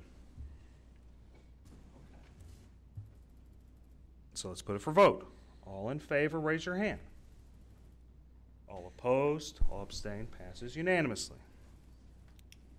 Okay. Consider and possible vote to cancel HCDE's contract or contracts with Hillco Partners Agenda item requested by trustee Moore, Sumners, and Wolf. So moved. Okay, so I have a motion. I have a motion by trustee Wolf. Do I have a second? I'll second that motion. Okay, a second by trustee Flynn. Is there any discussion? Please, James Colbert. My first question is, I was wondering why we were doing this. Why is this action item on here, and what's the, other than the intent on canceling the contract, why are we canceling the contract? We don't need the contract, and using taxpayer money for lobbyists is against the Republican Party platform of Texas. Besides the fact that it's just wrong. Okay. Is trustee I was going to Norris? say, I don't think it's necessarily a Republican thing. It's just the fact that we're spending money for a lobbyist with taxpayer dollars to lobby against the taxpayer. Yeah. Actually, the Houston Chronicle has had some stories about this problem. Why do lobbyists exist? If they're, I mean, But the government's not supposed to hire them. Okay. So my concern is we're going into the 86th legislative session. In my 4 years of being here as the superintendent, this is my third legislative session that I will be going into. And we've had probably no less than probably 10 or 12 bills since I've been here to either compromise or to completely dismantle the entire department. And so what the lobbyists have done is helped us with representation at the state level, both to the Senate and to the House, to help provide support, access, defense, representation, even strategy on how we can best represent the department at a state level during the legislative session.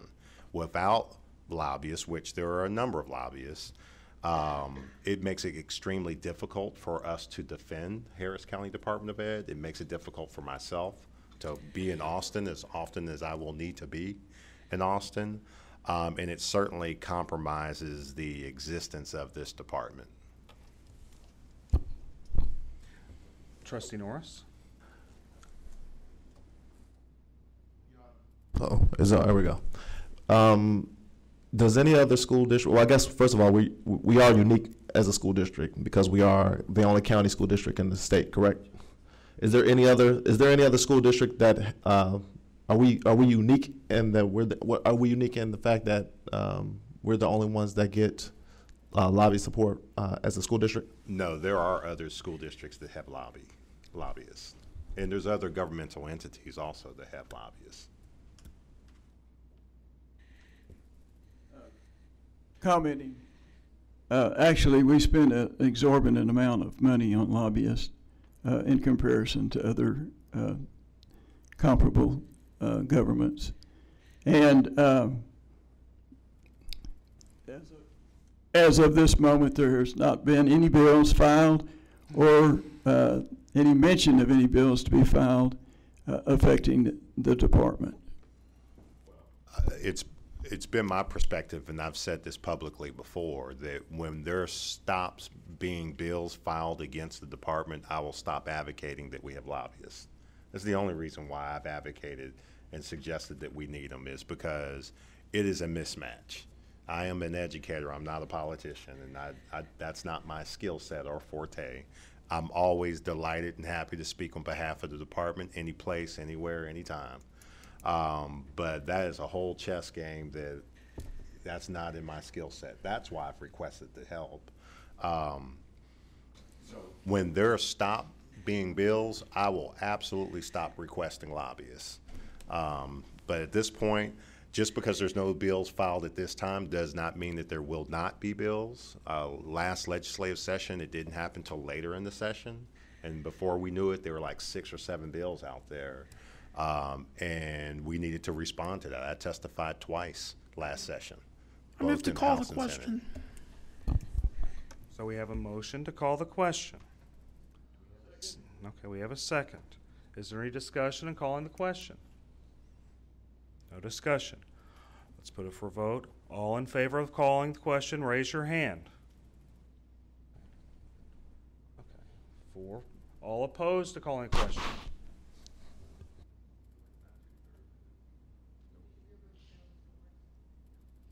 Motion fails. Okay, motion fails. Let's continue the discussion. Anybody else have anything else to say? Well, Trust- let's say at the end of the, hypothetically, at the end of the session, there's come some bills.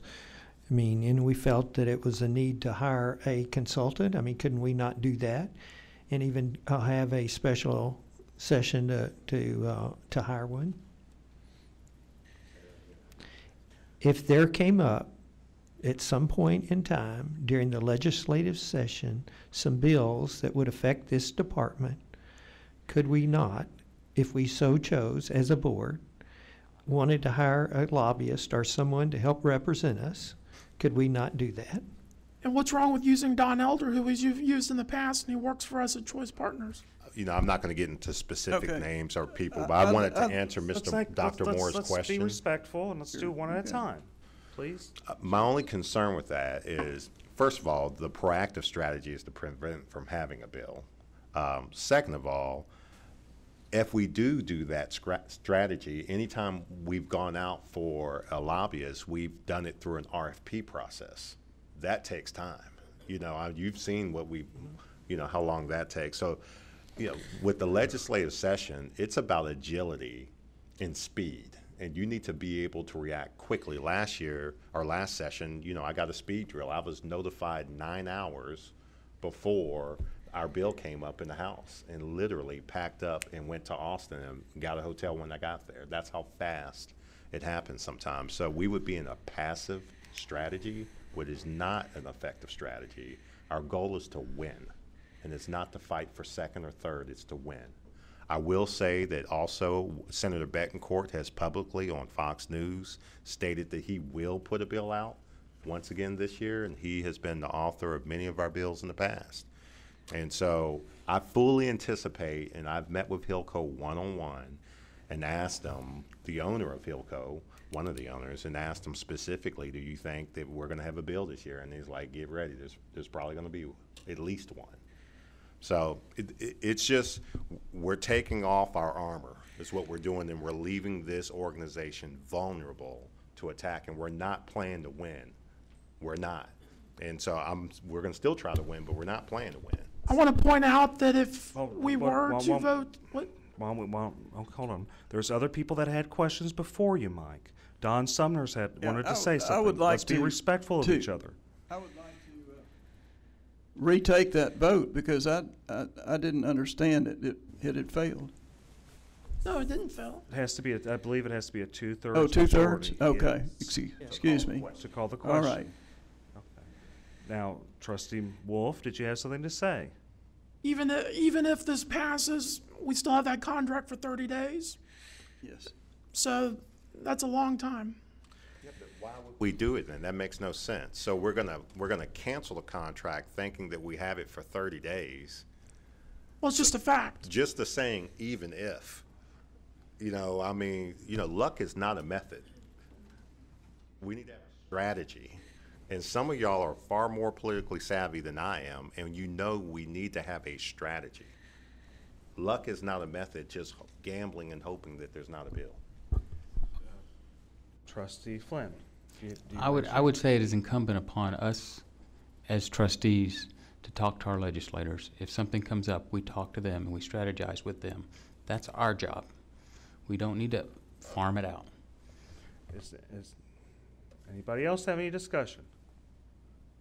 Yeah, I would just offer, yes, you're right, Trustee Flynn, that, you know, we are responsible for speaking up on behalf of this agency, you know, as elected officials representing this agency, to be in touch with our legislators. But I think we all have full-time jobs and other responsibilities. And Mr. Colbert, you know, has a full-time job here running this organization. It's over $100 million organization, and there's a lot of local funding and state funding and federal funding that comes in and out and provides very important services to the community. And so we need somebody full-time looking out for our interests, not just playing defense, but I would venture to say playing offense and looking for opportunities to maybe garner some additional funding for Head Start and after-school programs and adult education.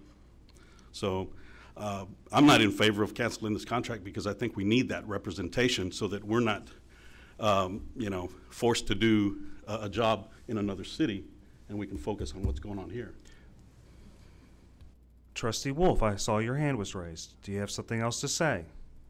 Well, if I were going to add anything, when the Superintendent Colbert mentioned that he had to be in Austin in 9 hours, that was long after, at least a while after the bill had actually been filed. That was just a vote of the committee or a committee hearing, which comes later after the bill has been filed.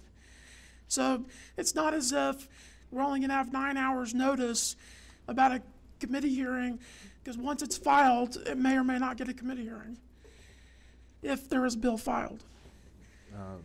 James Colbert. Yeah, do you have just anything a to say? clarification. I got 9 hours that it was going to a hearing. I mean, literally, I keep a go bag at my house to throw it in the car and head to Austin. But the other thing I just want to say, and then I'm going to be quiet, is, some of the stuff that comes down legislatively, we don't always agree with it, but it is the law of the land, and we have to respect that. I'm just going to tell you that sometimes there are laws or bills that are passed that's going to make it extremely difficult decisions for this board to have to make. If there is a bill to close this place down and y'all are directed to terminate 1,100 people and to cut the services for thousands of kids, that's going to take more time and effort and agony to do that and deal with that than it would be to approve for us to have lobbyists. And so be proactive, play chess, not checkers. We need to play to win. And that is the game that we're involved in right now, and we need to suit up and be ready for that because it's going to happen. And I hate it for myself, my staff, the people. Last session, they had a bill that was out that, I mean, literally, I was doing the math to trying to figure out what the implications would be if that bill passed. And it would be calling a board meeting and riffing 670 people. And I've been in those board meetings, and those are 10-hour board meetings, and they're agonizing when you're terminating people. So let's just understand the full scope of what this action item actually is, because there's many byproducts to it. Trustee Wolf? Let's also keep in mind that Don Elder, who's on our staff with Choice Partners, former mayor of Katy, former member of this board, for many years did consulting work for our department in Austin on matters probably similar to this. There's no reason why we cannot have him ready if the superintendent and the board believe we need to send him to Austin. So that shouldn't be a problem, I wouldn't imagine.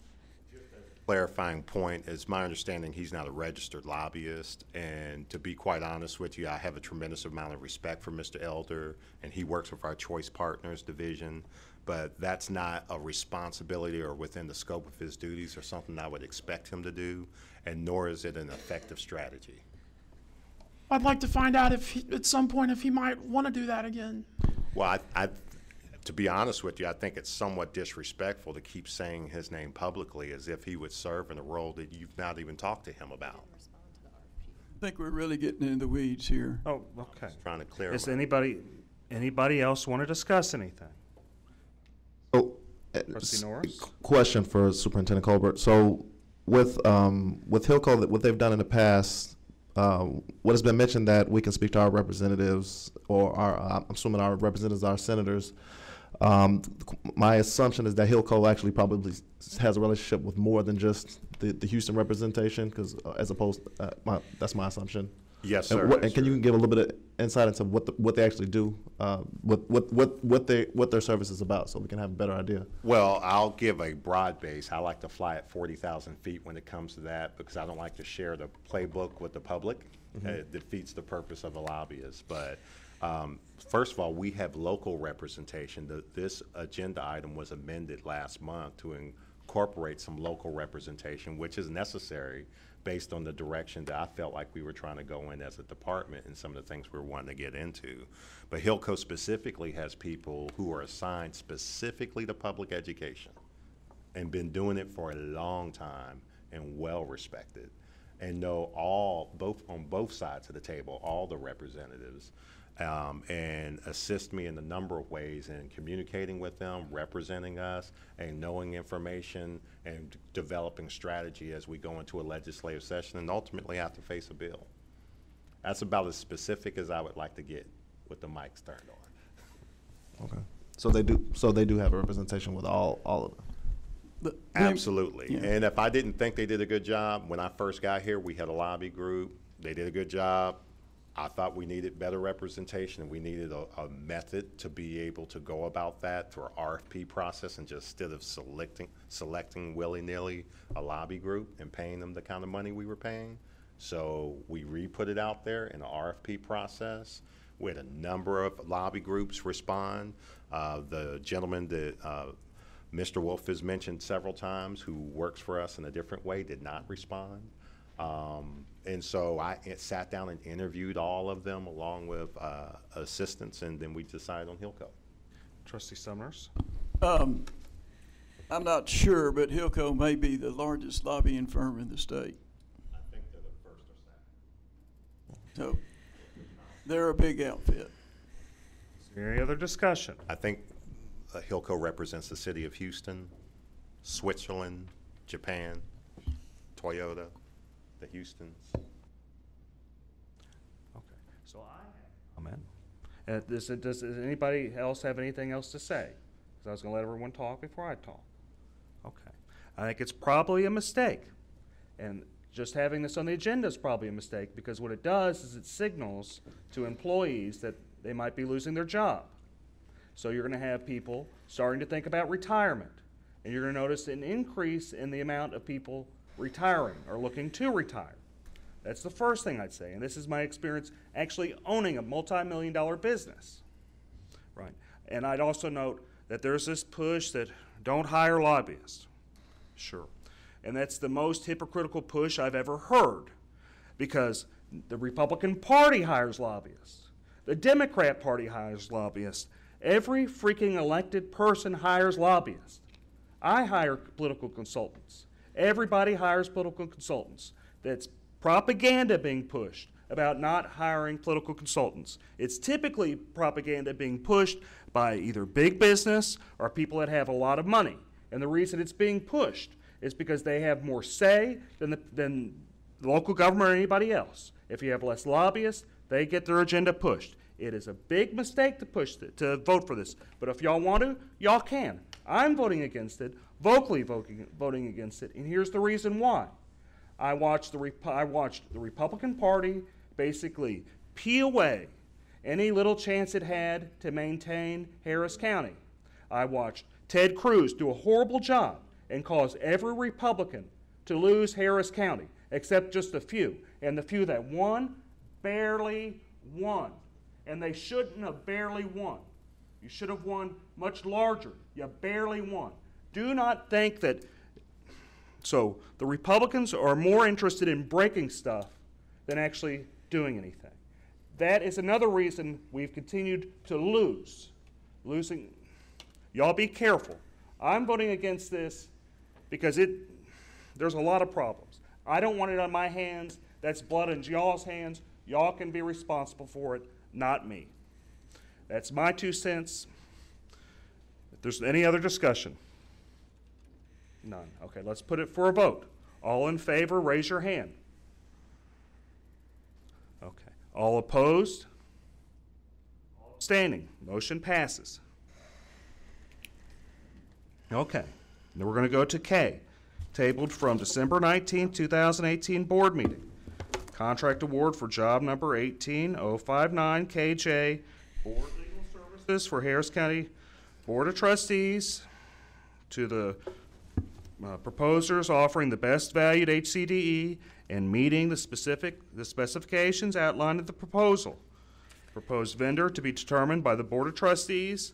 subject to annual appropriations of funding. Do I have a motion? I move that the HCDE Board of Trustees engage Strahan Kane PLCC as legal counsel for the HCDE Board, and the board call a special meeting to discuss and determine the separation and coordination of duties of the board's legal counsel and other legal counsel employed by HCDE, Garzewski, Bradshaw, Spalding, presently represented to us by Sarah Langlois.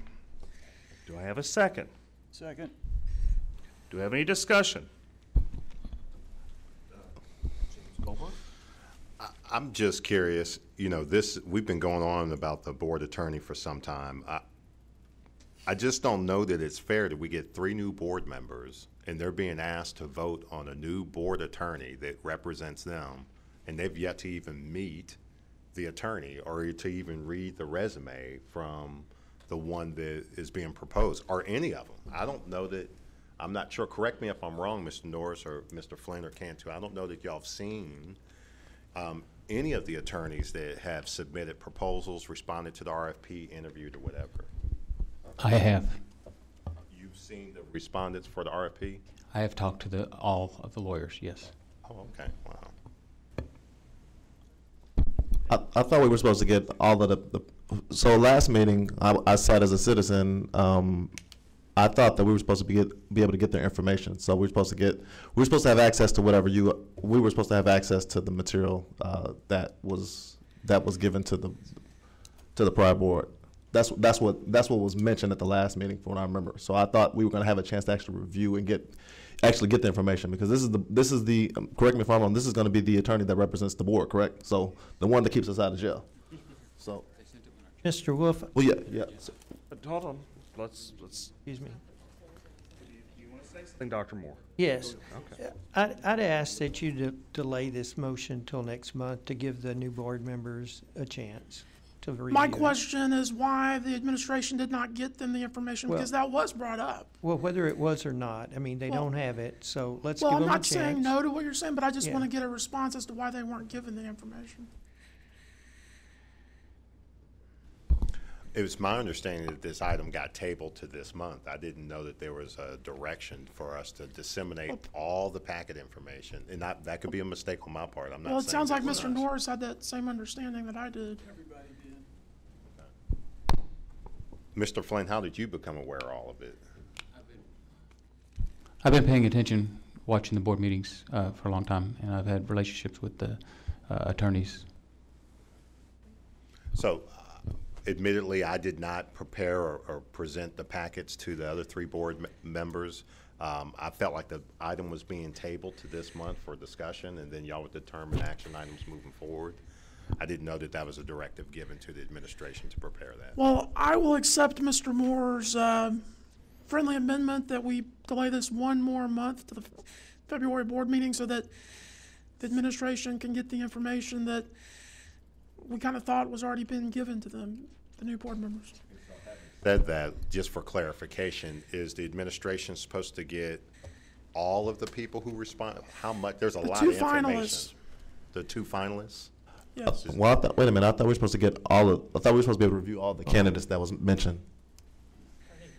I'm okay with them getting them all. I think they should get all the candidates. I think that's reasonable that they get all the candidates and they look at all the candidates. I mean, we can put that together, can't we, Dr. Mesqua? And we can get that to you, to the 3 board members by the end of the week. I've got a question. Please, Trustee Moore, Trustee Wolf. Well, with all of that being said, I'm not sure I accept Mr. Moore's friendly amendment. Mr. Flynn, what were you going to say? I don't understand why we continue to delay this. It seems like a coordinated delay for month after month. This should have been decided back in October, then November, then December, and now January, and now we're moving to February. If our concern is to move our entity, the HCDE, forward, delaying things like this just creates a problem. And no indifference to my other new board members, but we should know this already. It should have already been decided. And as far as I'm concerned, we should vote now. I agree with you, and I move to call the question.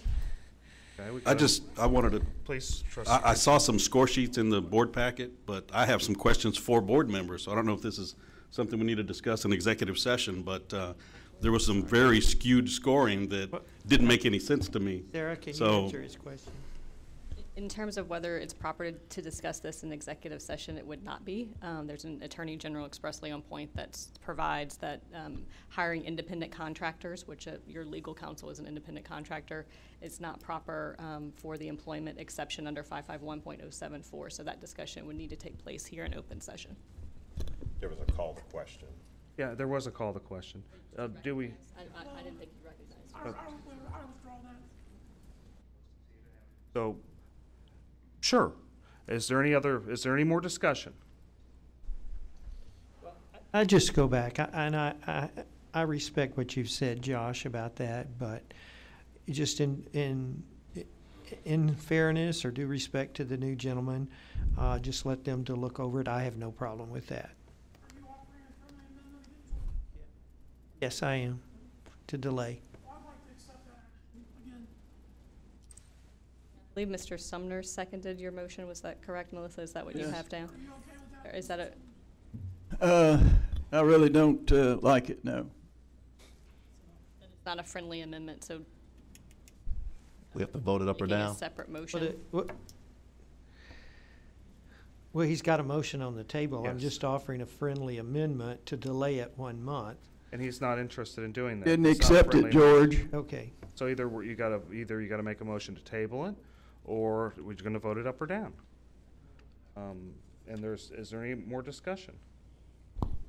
What are y'all voting on? Is it, He the made a difference motion. is whether it was 2 attorney firms or all of them. I think that's where things got split up. He made a motion to hire Strahan Kane. And now we're having discussion on that motion. I think that's right, what's going on. Okay. If we've gone through discussion, is there any more discussion? Dr. Well, Moore? then I would offer a friendly amendment that we at least give them those 2. And that was rejected twice. Do y'all want to? No, it wasn't rejected on the 2. So you want a friendly amendment to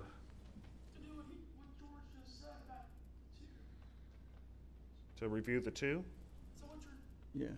Yes, if I can't get one, I'll shoot. I'll accept that. So wait a minute, we get 2, you're saying, is that, am I correct? We don't get a chance to see the rest?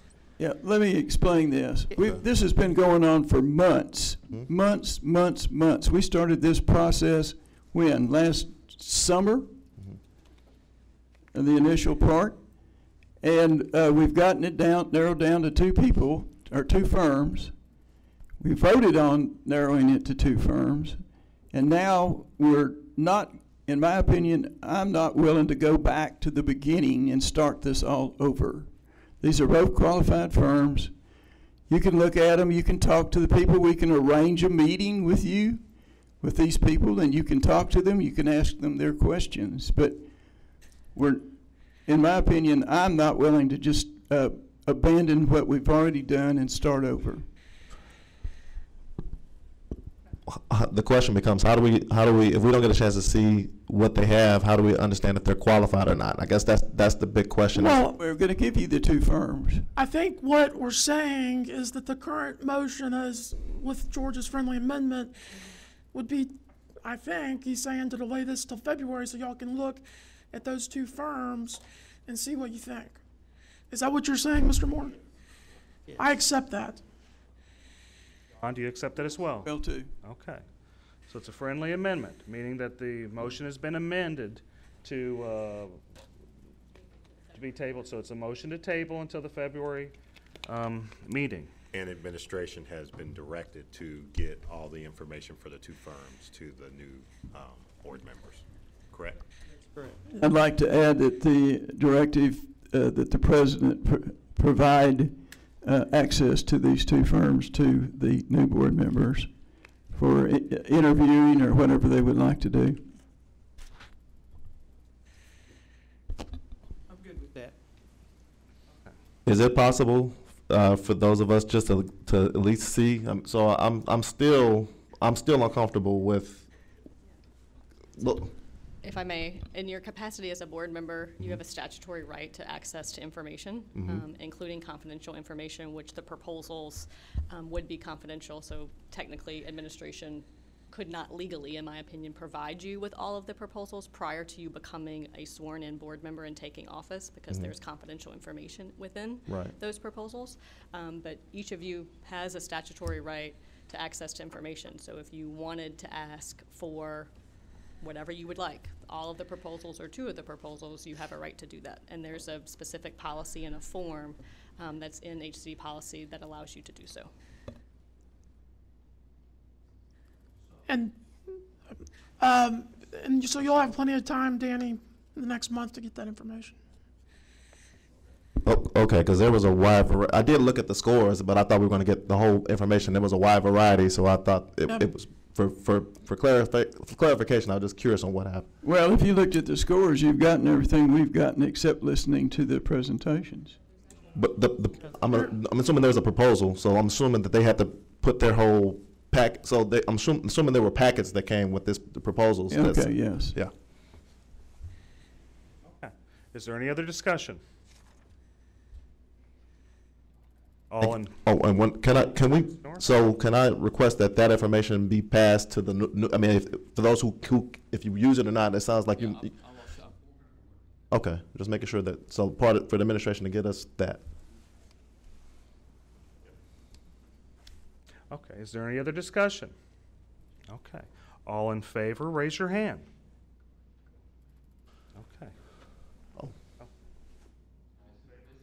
Hold on. Let's Make sure he understands what they're voting on. You need to understand what you're voting on. You're voting on postponing this meeting, on narrowing it down to just 2 lawyers.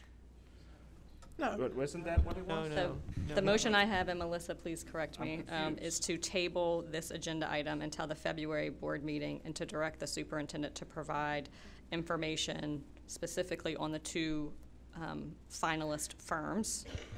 That's the motion on the floor. Right. That's correct. So what you're doing is it's postponing it, and you're getting information on 2 of the firms. But you can, if you'd like, request. Just to be clear, I'm voting against it because I think we ought to make the vote right now.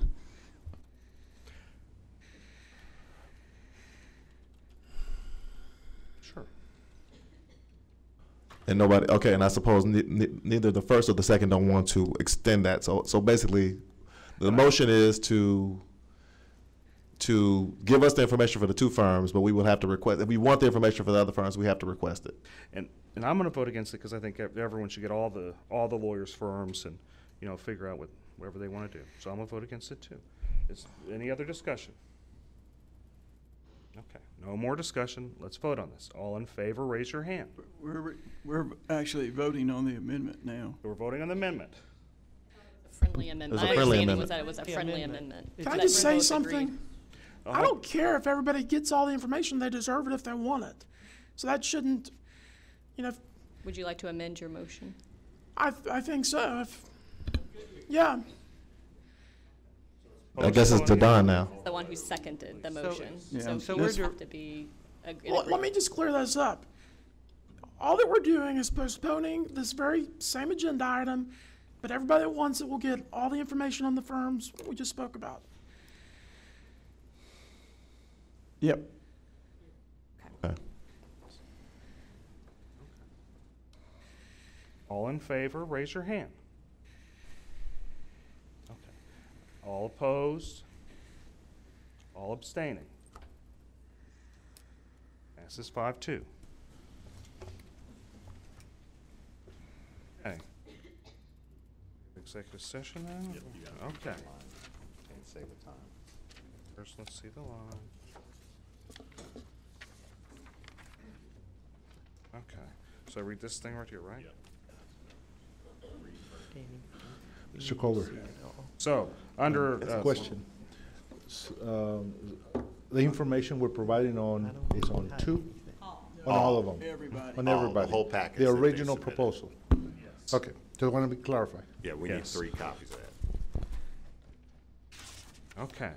So, Okay, we're going in executive session under the Texas Government Code pursuant to any and all purposes permitted by Section 551001 to 551084, including but not limited to 551071 and 551074. We're going to executive session. The time is 3:18 p.m.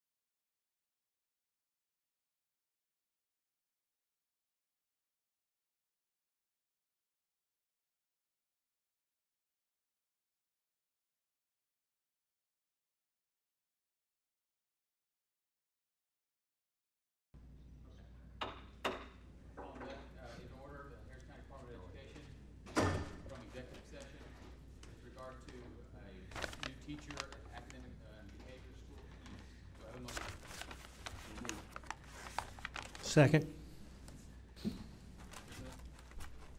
Any discussion? Cantu? Cantu, second. Okay, Cantu made the motion. Mr. Moore made the second. Any discussion? Seeing none, all in favor? All opposed? 7 in favor. She's been hired. Okay. I will entertain a motion. Move that we dismiss. Adjourn. Motion made by Mr. Moore, seconded by Mr. Cantu. Objection? We're dismissed.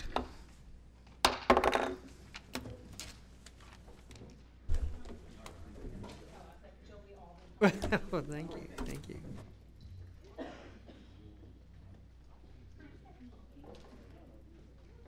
Stuff we approved today? Stuff we've already approved, right? So, yeah.